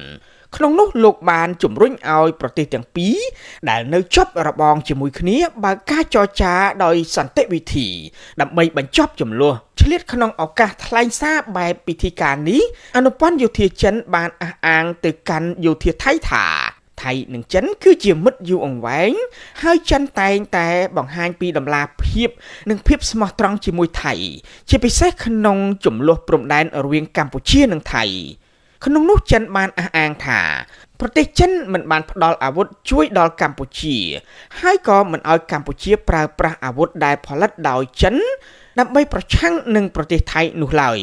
ហើយអាវុធដែលកម្ពុជាទទួលបានពីចិនក្នុងរយៈពេលកន្លងទៅនេះគឺជាកិច្ចព្រមព្រៀងចាស់ដែលចិននិងកម្ពុជាបានឯកភាពគ្នាទូរទស្សន៍អាស៊ីសេរីមិនអាចតាក់ទងអ្នកនាំពាក្យក្រសួងការពារជាតិអ្នកស្រីម៉ាលីសុជាតាដើម្បីសុំការបកស្រាយជុំវិញរឿងនេះបានទេនៅថ្ងៃទី 6 ខែសីហាសប្តាហ៍នៅក្នុងវិស័យការពារជាតិរបស់ថៃមានសម្ភារៈនិងសម្ភារៈយោធាចំនួនតិចតួចប៉ុណ្ណោះដែលជាផលិតផលរបស់ចិនក្នុងនោះទ័ពជើងគោកទ័ពអាកាសនិងទ័ពជើងទឹកថៃបានប្រើប្រាស់សម្ភារៈរាប់ចាប់តាំងពីកាំភ្លើងធំរហូតដល់យានចម្បាំងយន្តហោះចម្បាំងនាវាល្បាតនិងនាវាពិឃាតគឺភាគច្រើនផលិតនៅអាមេរិកនិងអឺរ៉ុបជប៉ុនកូរ៉េខាងត្បូងនិងផលិតផលក្នុងស្រុកថៃខ្លួនឯង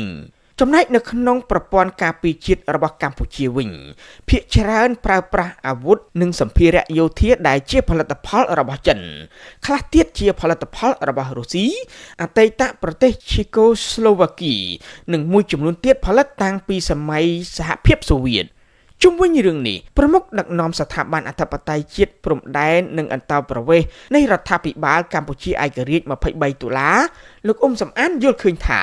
សកម្មភាពរបស់ចិនគឺជាការឆ្លៀតឱកាសកេងចំណេញផលប្រយោជន៍នយោបាយនិងសេដ្ឋកិច្ចនៅក្នុងជម្លោះព្រំដែនរវាងកម្ពុជានិងថៃលោកបន្តថា ចិនដែលជាមិត្តភក្តិដៃថែបរបស់មេដឹកនាំកម្ពុជាភាពពិតគឺជាមិត្តហត់ទឹកសម្លឹងកាកដោយសារកន្លងមកចិនធ្លាប់បានសន្យាការពារអធិបតេយ្យភាពរបស់កម្ពុជាក៏ប៉ុន្តែក្នុងអំឡុងកម្ពុជាត្រូវប្រទេសថៃឈ្លានពានចិនបែរជាហាមឃាត់មិនឲ្យកម្ពុជាប្រើប្រាស់អាវុធដែលកម្ពុជាបានទិញពីប្រទេសចិនទៅវិញដែលកត្តានេះបានធ្វើឲ្យកម្ពុជាកាន់តែចាញ់ប្រៀបថៃក្នុងវិស័យការពារជាតិហើយយើងមើលអាមេរិកមកអត់មានហាមឃាត់ថៃ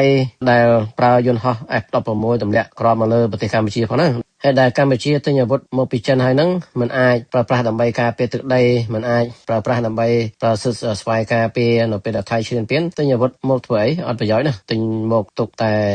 ឲ្យល្អមើលណាទុកលម្អណាទាហានខ្មែរបានអះអាងប្រាប់ទូរទស្សន៍អាស៊ីសេរីក្នុងលក្ខខណ្ឌមិនបញ្ចេញអត្តសញ្ញាណថានៅក្នុងអំឡុងពេលផ្ទុះសង្គ្រាមព្រំដែនជាមួយថៃ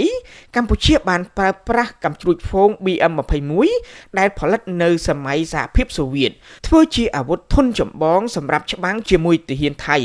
ហើយអ្នកដែលគ្រប់គ្រងនិងបញ្ជាអាវុធទាំងនេះគឺជាកងអង្គរៈ BHQ ដែលជាអង្គភាពត្រូវបានបង្កើតឡើងសម្រាប់ការពារគ្រួសារមេដឹកនាំលោកបញ្ជាក់ថា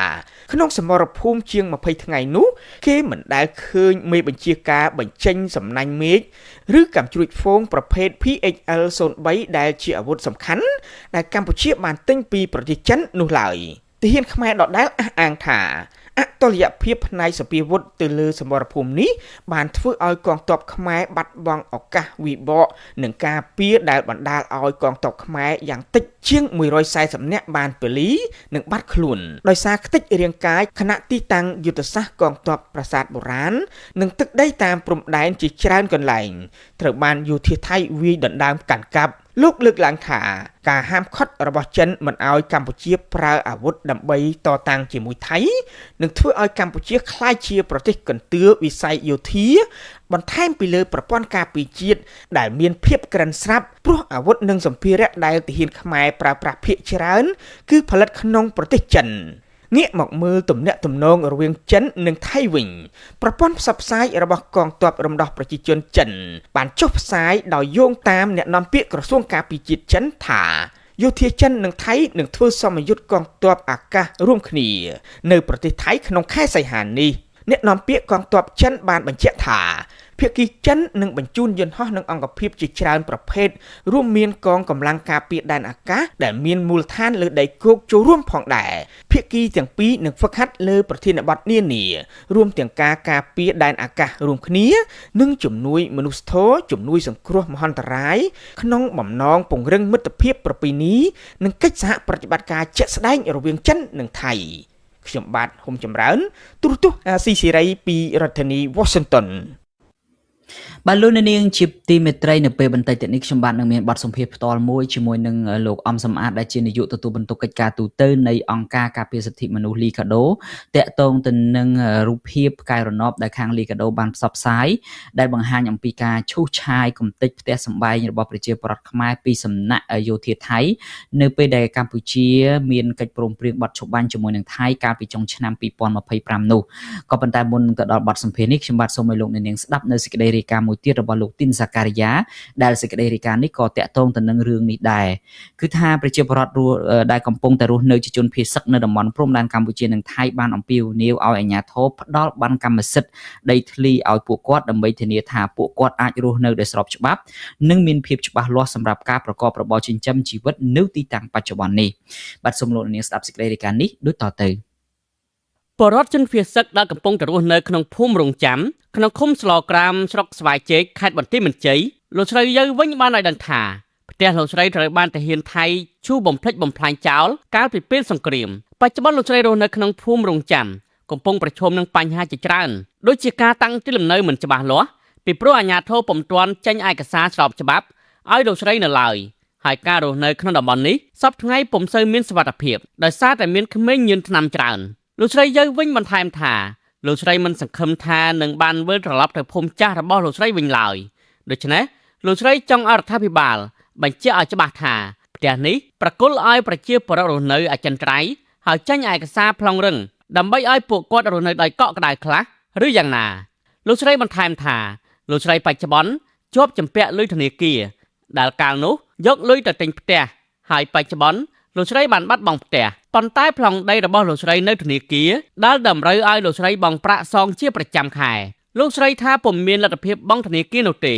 ដូច្នេះលោកស្រីចង់ឲ្យរដ្ឋាភិបាលជួយដល់ពលរដ្ឋដែលរស់នៅក្នុងភូមិរងចាំនេះអ្នកខ្លះដូចក៏ទៅជួបសម្ដេចឲ្យសួរថាឲ្យខ្ញុំបងមិនប្លង់ដីខ្ញុំនៅអង្គការផ្ទះខ្ញុំនៅសៀមដល់លឿនទាំងណាអ្នកបងខ្ញុំបងមកខ្ញុំអត់បានប្លង់មកវិញផងណាអត់បានដីមកវិញផងណារីឯលោកស្រីដែនតំពាំងមកពីភូមិព្រៃច័ន្ទឃុំអូ3ជាន់ស្រុកអូជ្រៅខេត្តបន្ទាយមានជ័យក៏ជាអ្នករងផលប៉ះពាល់ពីចំនួនព្រំដែននេះដែរលោកស្រីឲ្យដឹងថាលោកស្រីមិនទាន់ចាក់ចេញទៅរកការងារធ្វើនៅតំបន់ឆ្ងាយនោះឡើយពីព្រោះរងចាំមើលថាតើរដ្ឋាភិបាលនឹងមានដំណោះស្រាយយ៉ាងណាចំពោះទីលំនៅនិងជីវភាពរបស់ពួកគាត់លោកស្រីបានថ្លែងឲ្យដឹងថាអ្នកភៀសខ្លួនមួយចំនួនព្រួយបារម្ភថាប្រសិនបើចាកចេញពីទីជំរំអាចប៉ះពាល់ដល់ការចោះឈ្មោះទទួលជំនួយឬធ្វើឲ្យមានការលំបាកក្នុងការវិលទៅកាន់ទីលំនៅថ្មីនាពេលអនាគតលោកស្រីចង់ឲ្យរដ្ឋាភិបាលពិចារណាផ្ដល់ដីជាកម្មសិទ្ធិដល់អ្នកដែលមិនអាចត្រឡប់ទៅផ្ទះដើមវិញបានការអំពាវនាវនេះធ្វើឡើងគណៈបរដ្ឋមួយចំនួននៅតែរងចាំដំណោះស្រាយបន្ទាប់ពីពួកគេបានអះអាងថាបានបាត់បង់ផ្ទះសម្បែងនិងទ្រព្យសម្បត្តិដោយសារតែការឈូសបំផ្លិចបំផ្លាញនៅតំបន់ចំនួនព្រំដែនតាក់ទងទៅនឹងបញ្ហានេះនាយកទទួលបន្ទុកកិច្ចការទូតទៅនៃអង្គការការពារសិទ្ធិមនុស្សលីកាដូលោកអំសំអាតបានប្រាប់ទូរទស្សន៍អាស៊ីសេរីថាវីដេអូផ្កាយរណបដែលអង្គការរបស់លោកបានចេញផ្សាយគឺផ្អែកលើរូបភាពរបស់ផែនទី Apple ដែលបង្ហាញពីការផ្លាស់ប្ដូរតំបន់ដែលរងផលប៉ះពាល់លោកថាការប្រៀបធៀបរូបភាពមុននិងរូបភាពក្រោយចំនួនបានបង្ហាញថាភូមិជោគជ័យមានផ្ទះនិងសំណង់ប្រមាណជា270ខ្នងត្រូវបានអាជ្ញាធរថៃបំផ្លាញភូមិបឹងត្រកួនមានប្រមាណ299ខ្នងនិងភូមិព្រៃច័ន្ទមានប្រមាណជា58ខ្នងផ្ទះលោកអំសំអាតអំពាវនាវឲ្យអាជ្ញាធរថៃបញ្ឈប់បំផ្លាញសំណង់ស៊ីវិលដោយលោកលើកឡើងថាផ្ទះរបស់ប្រជាពលរដ្ឋមិនគួរក្លាយជាគោលដៅក្នុងចំនួនប្រដាប់អាវុធនោះឡើយ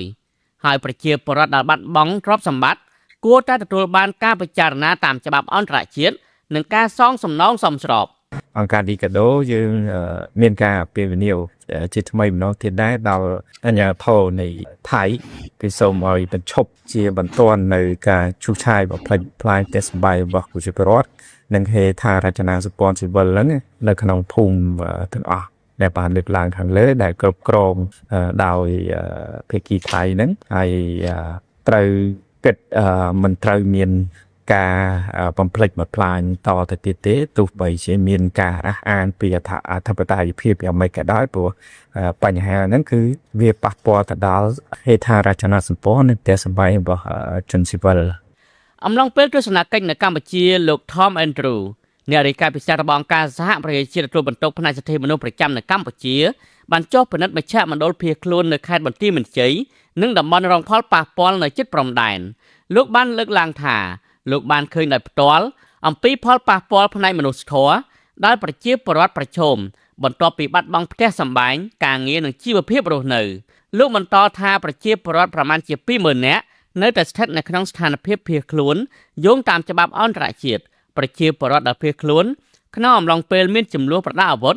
មានសិទ្ធិត្រឡប់ទៅកាន់ផ្ទះសម្បែងរបស់ពួកគេវិញខ្ញុំបាទធីនសាការីយ៉ាស៊ីសេរីប្រធានីវ៉ាស៊ីនតោន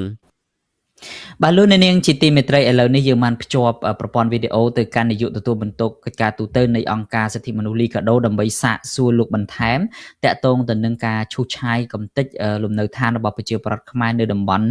តាមបណ្ដោយព្រំដែនខ្មែរថៃនេះឥឡូវនេះយើងបានភ្ជាប់ទៅកាន់លោកអំសម្បត្តិហើយខ្ញុំបាទសូមជម្រាបសួរលោកអំសម្បត្តិពីចម្ងាយផងបាទសូមជម្រាបសួរលោកតារាបាទបាទអរគុណច្រើនមែនទែនលោកអំសម្បត្តិដែលឆ្លៀតពេលវេលាចូលរួមផ្ដល់បទសម្ភាសន៍បន្ថែមអំពីករណីនេះហើយ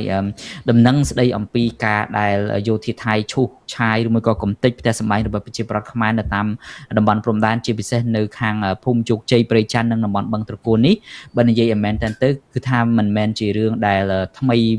ពេកទេពីព្រោះអីយើងបានដឹងតាំងពីដំបូងយើងបានឃើញរូបភាពតាំងពីដំបូងហើយជាទូទៅរូបភាពទាំងអស់ហ្នឹងច្រើនតែចេញមកពីខាងក្រមយោធាថៃដែលឈរជើងនៅទីតាំងហ្នឹងពីព្រោះថាគេបានពាត់ទូកុងតឺន័រដាក់បលាលួសអីចឹងអត់ឲ្យប្រជាជនខ្មែរយើងបានចូលទៅដល់ទីតាំងហ្នឹងទេក៏ប៉ុន្តែអ្វីដែលខ្ញុំចាប់អារម្មណ៍ហើយនឹងត្រូវការបកស្រាយបន្ថែមពីលោកអំសម្បត្តិហ្នឹងគឺនៅពេលដែល រូបភាពផ្កាយរណបដែលខាងលីកាដូបានផ្សព្វផ្សាយទៅនឹងគឺមានការបង្ហាញនៅការគេហៅថាការបំផ្លិចបំផ្លាញជាលក្ខណៈទ្រង់ទ្រាយធំតែម្ដងតំបន់ដែលធ្លាប់តែយើងមើលឃើញជាទីតាំងជាទីលំនៅជាអីរបស់ប្រជាពលរដ្ឋហ្នឹងក៏คล้ายជាវាលរហោឋាននៅពេលថ្មីនេះបន្ទាប់ពីមានការមើលឃើញតាមផ្កាយរណបនេះតើលោកអំសម្បត្តិអាចជួយបញ្យល់ឬមួយក៏បកស្រាយបន្ថែមអំពីរូបភាពទាំងអស់ហ្នឹងជាពិសេសអ្វីដែលខាងលីកាដូបានផ្សព្វផ្សាយក្នុងរយៈពេល2ថ្ងៃមុននេះបាទសូមអញ្ជើញលោកអំសម្បត្តិបាទសូមអរគុណលោកតារាបាទតាមការពិតទៅនេះវាមិនមែនជារឿងថ្មីទេអង្គការលីកាដូយើងគ្រាន់តែធ្វើបច្ចុប្បន្នភាពដែលដកស្រង់ចេញពីរូបភាពជាច្រើនដែលដកស្រង់ចេញពីផ្កាយរណបកាលពីថ្ងៃទី20ខែមករាឆ្នាំ2026ក្រោយបទឈប់បាញ់នៃរវាងភាគីកម្ពុជានិងថៃនោះគឺអង្គការលីកាដូយើងបានចេញអត្ថបទមួយដែរពេលនោះគឺយើងដកស្រង់ទី1គឺចេញអំពីផ្កាយរណបរបស់ទីភ្នាក់ងារសហគមន៍អឺរ៉ុបបាទដែលនៅក្នុងហ្នឹងគឺយើងឃើញមានការបំផ្លិចបំផ្លាញទៅលើផ្ទះសម្បែងរបស់ប្រជាពលរដ្ឋហើយនឹងដកស្រង់ចេញពីរូបភាពនិងវីដេអូជាច្រើនដែលបង្ហាញអំពីការបំផ្លិចបំផ្លាញផ្ទះសម្បែងហេដ្ឋារចនាសម្ព័ន្ធស៊ីវិលនៅភូមិជោគជ័យនៅបឹងត្រកួនហើយនិងព្រៃច័ន្ទដែលគ្រប់គ្រងដោយភាគីថៃប៉ុន្តែរូបភាពកាយរណបទាំងអស់នោះវាមើលទៅមិនសូវជាបានច្បាស់លាស់ដោយអ្វីដែលអង្គការលីកាដូយើងចេញម្សិលមិញនេះគឺយើងធ្វើបច្ចុប្បន្នភាពឡើងវិញទៅលើរូបភាពដែលយើងទទួលបានពីផ្កាយរណបនៃផែនទីរបស់ក្រុមហ៊ុន Apple បាទ Apple Map ហ្នឹងហើយបានបង្ហាញយ៉ាងច្បាស់អំពីការបាត់ផ្ទះសម្បែងបាទការបំផ្លិចបំផ្លាញទៅលើផ្ទះសម្បែងហ្នឹងដោយយើងប្រៀបធៀប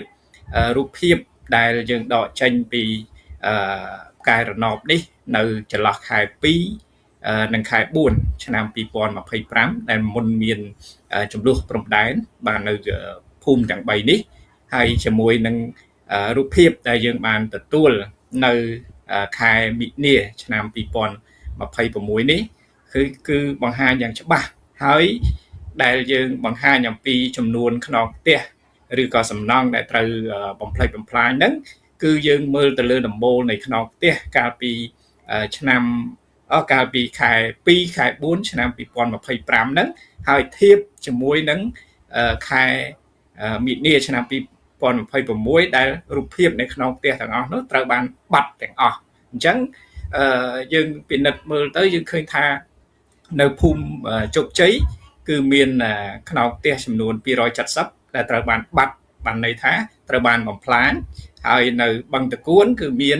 299ខ្នងផ្ទះដែលត្រូវបានបាត់បានន័យថាត្រូវបានបំផ្លាញហើយនឹងនៅព្រៃច័ន្ទមាន58ខ្នងផ្ទះដែលត្រូវបានបំផ្លាញអញ្ចឹងគឺយើងមើលពិនិត្យទៅលើទិដ្ឋភាពរួមអញ្ចឹងគឺ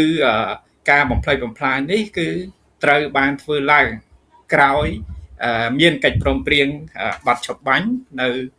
ខែធ្នូឆ្នាំ2005បាទ2025ព្រោះមុនហ្នឹងគឺផ្ទះសម្បែងហ្នឹងគឺតែមានទេតែគ្រាន់តែខូចខាតអីជាដើមអញ្ចឹងទៅអញ្ចឹងបញ្ហានេះគឺបញ្ជាក់ថាចន្លោះពីបទឈប់បាញ់មកដល់ខែ3ហ្នឹងគឺមានការបំផ្លិចបំផ្លាញទៅលើផ្ទះសម្បែងរបស់ប្រជាពលរដ្ឋហើយនឹងហេដ្ឋារចនាសម្ព័ន្ធស៊ីវិលហ្នឹងអស់ជាច្រើនបាទសរុបទាំងអស់ទៅភូមិ3នេះគឺ627ខ្នងដែលត្រូវបានបំផ្លិចបំផ្លាញបើយើងមើលទៅគឺផ្ទុយនឹងច្បាប់អន្តរជាតិដែលគេនិយាយថាការបំផ្លិចបំផ្លាញផ្ទះសម្បែងទ្រព្យសម្បត្តិប្រជាជនស៊ីវិលហើយនឹងរចនាសម្ព័ន្ធស៊ីវិលលើកលែងតែករណីចាំបាច់នៃផ្នែកយោធាដែលកំពុងផ្ទុះអាវុធហ្នឹងគឺត្រូវហាមឃាត់មិនឲ្យមានការបំផ្លិចបំផ្លាញទៅលើផ្ទះសម្បែងប្រជាពលរដ្ឋស៊ីវិលនិងហេដ្ឋារចនាសម្ព័ន្ធស៊ីវិលទេហើយមួយទៀតច្បាប់អន្តរជាតិដែរបាទអាហ្នឹងគឺមាត្រា53នៃច្បាប់អន្តរជាតិបាទអញ្ចឹងច្បាប់នេះគឺអនុសញ្ញាទីក្រុងហ្សឺណែវបាទនៅចំពុកទី4ហ្នឹង ហើយច្បាប់មួយទៀតគឺប្រជាពលរដ្ឋដែលជាជនស៊ីវិលហើយនឹងផ្ទះសម្បែងរបស់ប្រជាពលរដ្ឋជាជនស៊ីវិលហ្នឹងមិនមែនជាគោលដៅនៃការផ្ទុះអាវុធឬក៏នៃការបំផ្លិចបំផ្លាញទៅលើផ្នែកយោធានោះទេអញ្ចឹងយើងឃើញថាផ្ទះប្រជាពលរដ្ឋទាំងអស់នេះត្រូវបានបំផ្លិចបំផ្លាញមិនមែនតែក្នុងពេលដែលមានចំនួនទេគឺបាត់ឈប់បាញ់ហើយបានត្រូវបំផ្លិចបំផ្លាញអញ្ចឹងបានអង្គការលីកាដូយើងនៅតែអំពាវនាវម្ដងហើយម្ដងទៀតសូមឲ្យភាគីថៃនឹងបញ្ឈប់ជាបន្ទាន់នៅការបំផ្លិចបំផ្លាញផ្ទះសម្បែងទ្រព្យសម្បត្តិនិងហេដ្ឋារចនាសម្ព័ន្ធស៊ីវិលរបស់ប្រជាពលរដ្ឋទោះបីជាបច្ចុប្បន្នស្ថិតនៅគ្រប់គ្រងរបស់ថៃឬក៏បណ្ឌន័យថាតំបន់ហ្នឹងគឺមិនទាន់មានការបញ្ជាក់លក្ខថាជាតំបន់យ៉ាងម៉េចក៏ដោយក៏មិនត្រូវមានការបំផ្លិចបំផ្លាញទៅលើផ្ទះសម្បែងរបស់ប្រជាពលរដ្ឋថៃទេហើយអត់សំទោសប្រជាពលរដ្ឋកម្ពុជាទេបាទហើយអញ្ចឹងតកតងនឹងបញ្ហានេះយើងឃើញថាតាមច្បាប់អន្តរជាតិបានន័យថាក្រោយពីចំនួនព្រំដែនពលរដ្ឋដែលភាសឹកគាត់មានសិទ្ធិក្នុងការវិលត្រឡប់ទៅផ្ទះសម្បែងរបស់គាត់វិញប៉ុន្តែពេលនេះគឺយើងឃើញថាពលរដ្ឋកម្ពុជាជាច្រើនមិនទាន់បានអាចវិលត្រឡប់ទៅផ្ទះវិញទេពីព្រោះតំបន់នោះត្រូវគ្រប់គ្រងដោយថៃហើយមិនមែនតែអង្គការ Liga do ទេសូម្បីតែអ្នករាយការណ៍ពិសេសរបស់អង្គការសហប្រជាជាតិស្ដីពីសិទ្ធិមនុស្សប្រចាំកម្ពុជាក៏បានលើកឡើងនៅចំណុចនេះដែរថាពលរដ្ឋភាសឹកគឺមានសិទ្ធិនៅក្នុងការវិលត្រឡប់ទៅផ្ទះសម្បែងរបស់ពួកគេវិញបាទបាទអរគុណច្រើនលោកអំសម្បត្តិអ្វីមួយដែលខ្ញុំចង់ងាកបកទៅក្រោយបន្តិចវិញតាមពិតតំបន់ដែលខាង Liga do បានដកស្រង់រូបភាពពីផ្កាយអណបហ្នឹងគឺថាយើងធ្លាប់ដឹងថាវាជាតំបន់ដែលរៀបរយរួចហើយតំបន់ខ្លះដូចជាករណីនៅតំបន់បឹងតកួនអីហ្នឹងគឺជាកន្លែងមួយដែលប្រជាពលរដ្ឋបានរស់នៅសុខសាន្តហ្នឹងតាំងពីទសវត្សរ៍ទី90ក្រោយការបញ្ចប់សង្គ្រាមស៊ីវិលហ្នឹងមកគឺមានប្រជាពលរដ្ឋចូលទៅរស់នៅក្នុងតំបន់ហ្នឹងហូរហែរហូតដល់មានការបង្កើតជាគេហៅថាដែនដីរដ្ឋបាលជាភូមិឃុំជាអីចឹងទៅមនុស្សរស់នៅនឹងមានរាប់ពាន់គ្រួសារហើយមិនមែនដូចខ្ញុំនិយាយចឹងថារស់នៅនឹងអ្នកខ្លះចូល2ជំនាន់មនុស្សហើយមានន័យថាគាត់ទៅនៅតាំងពីឆ្នាំទសវត្សរ៍ទី90អីហ្នឹងមករហូតមកដល់ឥឡូវគាត់មានកូនដែលកូនរបស់គាត់ហ្នឹងមានគ្រួសារតទៀតមានចៅទៅហើយអ្នកខ្លះហើយអាការពីពេលផ្ទុះអាវុធលើកដំបូងបំផុតហ្នឹងគឺតំបន់អស់ហ្នឹងគឺអត់ប៉ះពាល់ទេមានន័យថាអត់មានការចូលមករុករានទ្រាំទេប៉ុន្តែនៅពេលដែលសង្គ្រាមលើកទី2នៅខែធ្នូហ្នឹងគឺយោធាថៃបានបើកយុទ្ធនាការយោធាទ្រង់ទ្រាយធំហ្នឹងគឺចូលមកទន្ទ្រានកាន់កាប់យកតំបន់ហ្នឹងតែម្ដងអ្វីមួយដែលខ្ញុំចាប់អារម្មណ៍ពីប្រសាសន៍របស់លោកអំសម្បត្តិបាញ់មិញហ្នឹងដែរបញ្ហានៅត្រង់ថានៅពេលដែលមានការកំពុងតែផ្ទុះអាវុធហ្នឹងតែម្ដងកំពុងតែបាញ់គ្នាហ្នឹងតែម្ដងមិនទាន់មានការបំផ្លិចបំផ្លាញឬមួយក៏ធ្វើឲ្យអន្តរាយនៅហេដ្ឋារចនាសម្ព័ន្ធស៊ីវិលអស់ហ្នឹងឯងក៏ប៉ុន្តែស្រាប់តែនៅពេលដែលមានកិច្ចព្រមព្រៀងបទឈប់បាញ់ហើយនៅក្នុងកិច្ចព្រមព្រៀងបទឈប់បាញ់ហ្នឹងរួមមានទៅទៀតការចែងទៅទៀតអំពីការដែលជនស៊ីវិលអាចមានលទ្ធភាពត្រូវចូលទៅរស់នៅភូមិឋានរបស់គាត់វិញប៉ុន្តែប្រជាប្រដ្ឋខ្មែរយើងគាត់ចូលទៅអត់បានហើយអាភូមិឋានភូមិកររបស់គាត់ហ្នឹងត្រូវបានបំកំទេចចោលតែម្ដងដោយគ្មានសំណងដោយគ្មានការដូចថាដោះស្រាយអ្វីទាំងអស់តើករណីនេះអាចចាត់ថ្នាក់ជាករណីរំលោភសិទ្ធិមនុស្សធ្ងន់ធ្ងរជាពិសេសទៅលើសិទ្ធិជនស៊ីវិលដែលលោកអំសម្បត្តិដូចថាលើកឡើងបាញ់មិញអញ្ចឹងមានចែងនៅក្នុងច្បាប់អន្តរជាតិនានាប៉ុន្តែជាសង្យោគដែលជាភាសាសាមញ្ញលោកអំសម្បត្តិអាចពន្យល់បានទេវាជាករណីរំលោភសិទ្ធិធ្ងន់ធ្ងរប៉ុណ្ណាដែរក្នុងរឿងនេះបាទបើសិនជាយើងពិនិត្យទៅលើបញ្ហានេះវាជារឿងរំលោភសិទ្ធិធ្ងន់ធ្ងរមួយទៅលើជនស៊ីវិលណាព្រោះច្បាប់អន្តរជាតិគឺគេបានហាមរួចទៅហើយទីមួយគឺការបំផ្លិចបំផ្លាញផ្ទះសម្បែងឬក៏ទ្រព្យសម្បត្តិរបស់ប្រជាពលរដ្ឋហើយនឹងរចនាសម្ព័ន្ធស៊ីវិលរបស់ប្រជាពលរដ្ឋហើយទី2ពេលដែលបញ្ចប់ចំនួនហ្នឹងគឺពលរដ្ឋគាត់មានសិទ្ធិវិលត្រឡប់ទៅផ្ទះសម្បែងរបស់គាត់វិញប៉ុន្តែបញ្ហានេះគឺពលរដ្ឋជាច្រើនគ្រួសារមិនអាចវិលត្រឡប់ទៅវិញបានអាហ្នឹងបើយើងគិតតាមច្បាប់អន្តរជាតិវារំលោភទៅលើច្បាប់អន្តរជាតិស្តីពីសិទ្ធិមនុស្សហ្នឹងហើយបាទលោកអំសម្បត្តិ តាក់ទងមករឿងដំណោះស្រាយវិញតើលោកអំសំអាតមានអាចគិតថាអ្វីជាដំណោះស្រាយដែលអាចសមស្របចំពោះករណីទាំងនេះខណៈដែលប្រជាពលរដ្ឋខ្មែរបើតាមរបាយការណ៍របស់អ្នករាយការណ៍ពីអង្គការសហជីវជាតិហើយនឹងតាមរដ្ឋាភិបាលនឹងថាមានយ៉ាងហោចណាស់ជាង 20,000 នាក់នៅឡើយដែលមិនអាចវិលត្រឡប់ទៅភូមិឋានរបស់ពួកគាត់វិញបានបាទបាទតើតើរឿងដំណោះស្រាយអានេះយន្តការទី1គឺយន្តការរបស់រាជរដ្ឋាភិបាលដែលលោកកំពុងតែធ្វើការដោះស្រាយជាមួយនឹងភាគីថៃហ្នឹងបាទហ្នឹងគឺជាយន្តការរបស់រដ្ឋាភិបាលក្នុងការ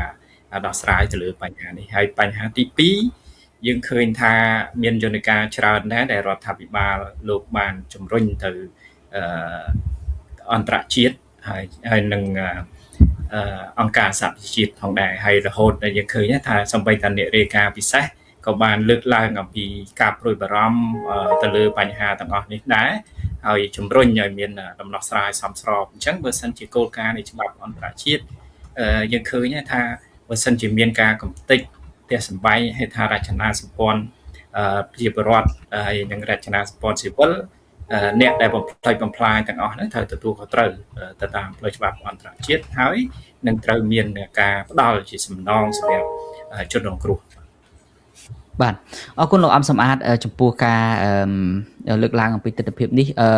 ចំពោះខាងក្រមអង្គការសង្គមស៊ីវិលវិញខ្ញុំបានដឹងថាអង្គការសង្គមស៊ីវិលខ្លះក៏បានចុះទៅដល់មូលដ្ឋាននៃការភេសករបស់ប្រជាពលរដ្ឋហើយអង្គការសង្គមស៊ីវិលខ្លះក៏គាត់ជួយទៅលើផ្នែកការពារទស្សនវិជ្ជាផ្សេងទៅវិញទស្សនវិជ្ជាច្បាប់ទស្សនវិជ្ជាអីចឹងជាដើម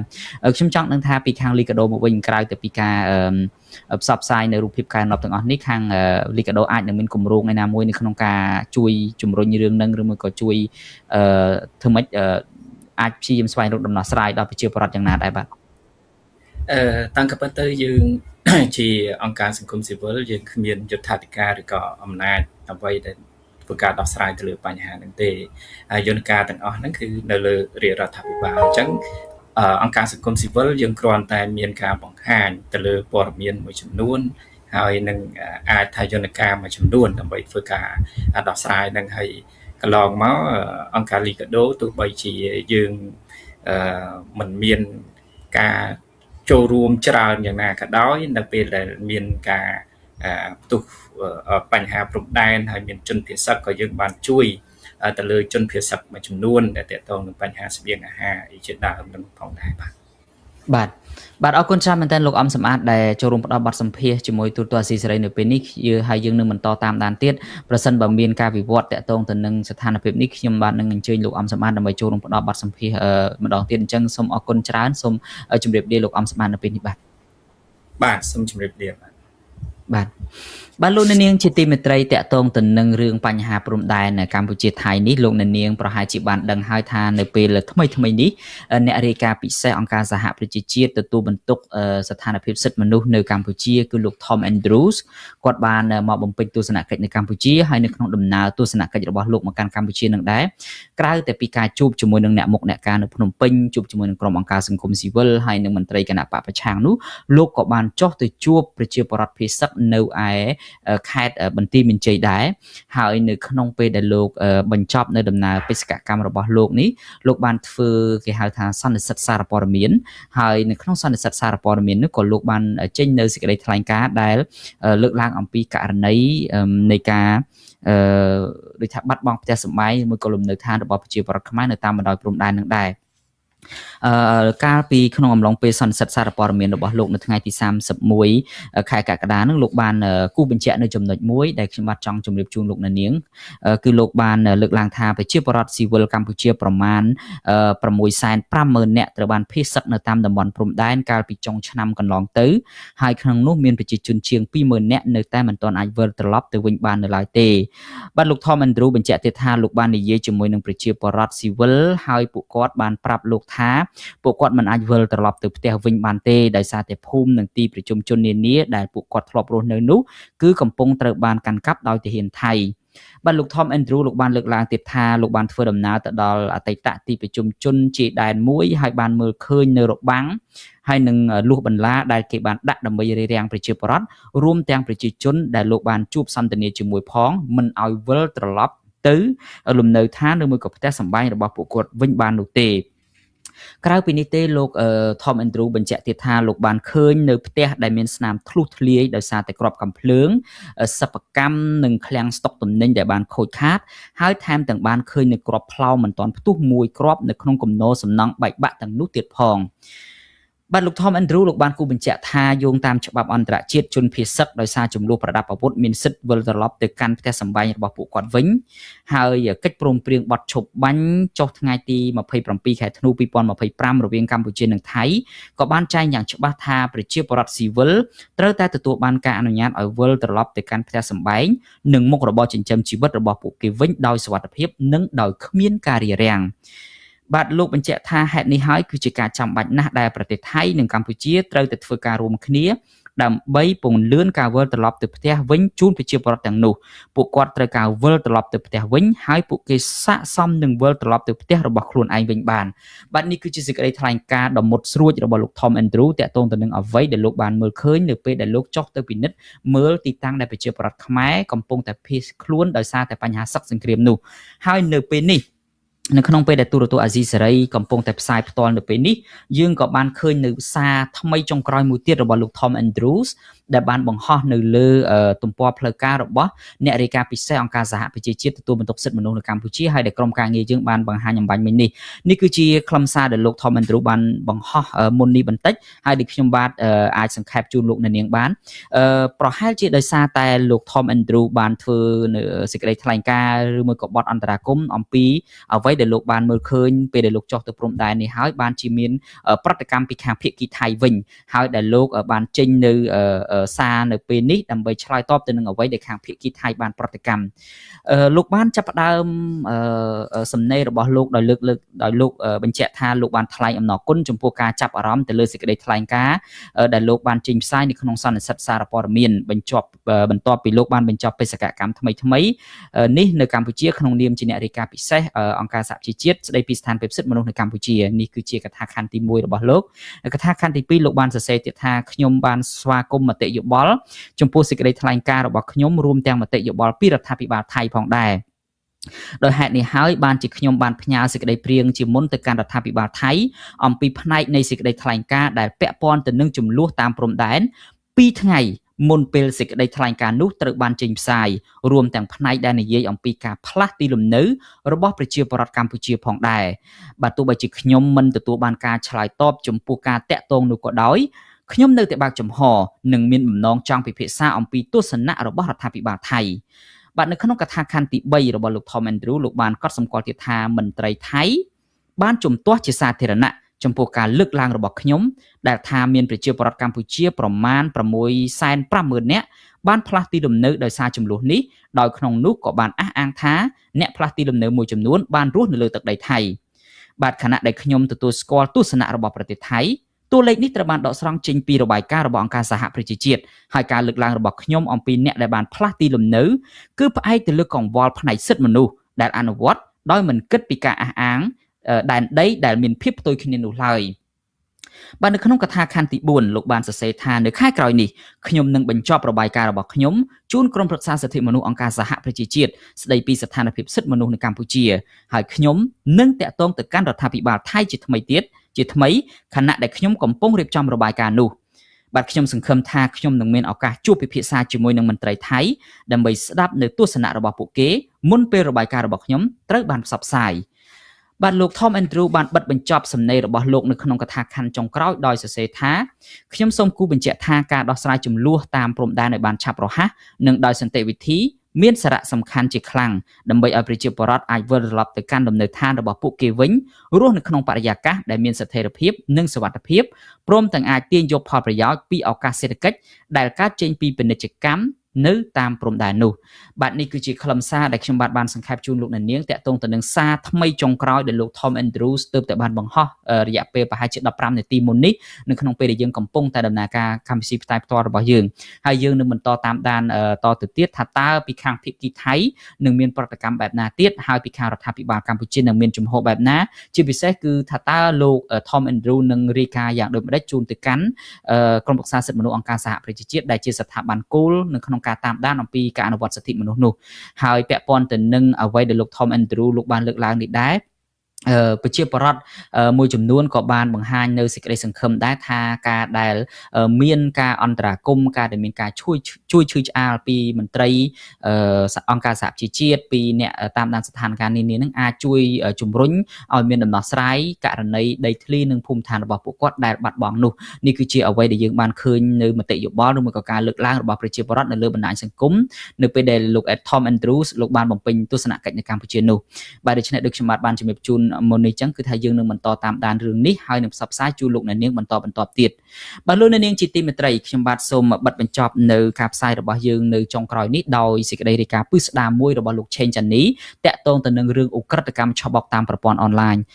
សេចក្តីរាយការណ៍របស់លោក Chen Chani នោះគឺផ្ដោតទៅលើប្រធានការិយាល័យស៊ើបអង្កេតសហព័ន្ធសហរដ្ឋអាមេរិកឬមួយក៏យើងហៅកាត់ថា FBI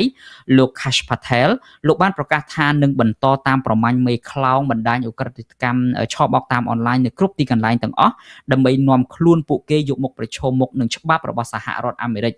បាទលោក Kash Patel បានសង្កត់ធ្ងន់ថាគ្មានទីកន្លែងណាមួយនៅលើពិភពលោកនេះអាចក្លាយជាជំរកសុវត្ថិភាពសម្រាប់ក្រុមឧក្រិដ្ឋជនឆបោកតាមអនឡាញឡើយ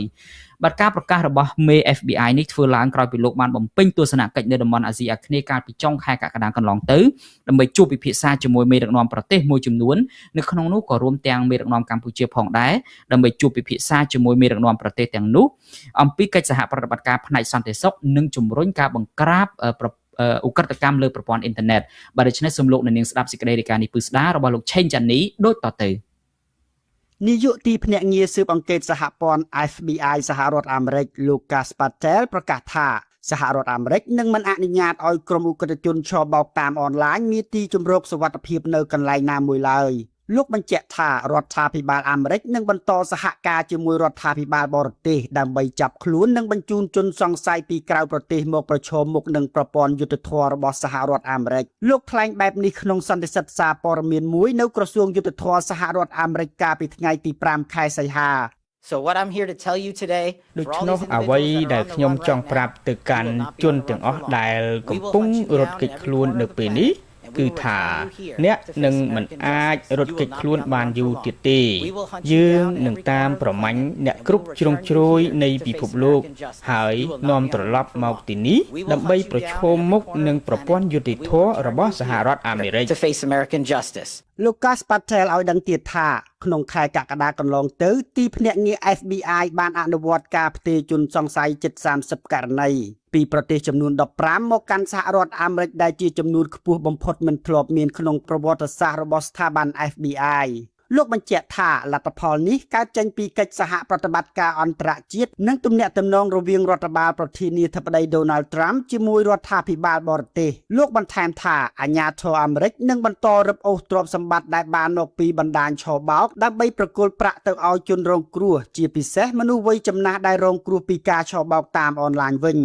នាយកទីភ្នាក់ងារស៊ើបអង្កេតសហព័ន្ធ FBI លោក Kash Patel បញ្ជាក់ថាការបង្ក្រាបបណ្ដាញឧក្រិដ្ឋកម្មឆបោកតាមអនឡាញគឺជាបេសកកម្មរួមរបស់ស្ថាប័នអនុវត្តច្បាប់ជាច្រើន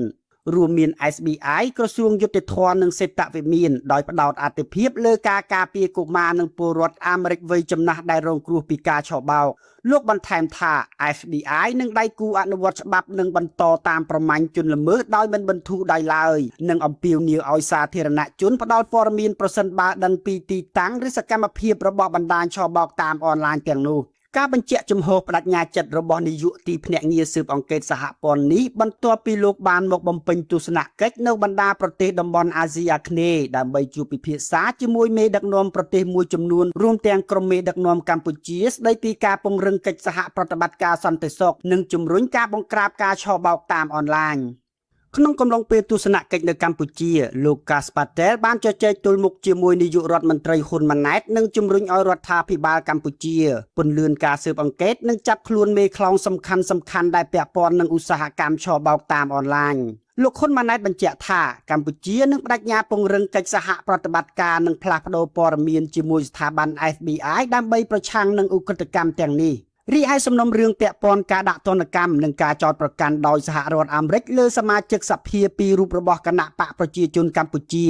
គឺ គឺលោកលីយ៉ុងផាត់និងលោកកុកអានលោកហ៊ុនម៉ាណែតបានបញ្ជាក់ក្នុងបទសម្ភាសន៍ជាមួយទូរទស្សន៍ Bloomberg ថាជារឿងបុគ្គលហើយពួកគាត់កំពុងដោះស្រាយបញ្ហានេះតាមនីតិវិធីដោយមានមេធាវីការពារក្តីដើម្បីលាងជម្រះកេរ្តិ៍ឈ្មោះរបស់ពួកគេ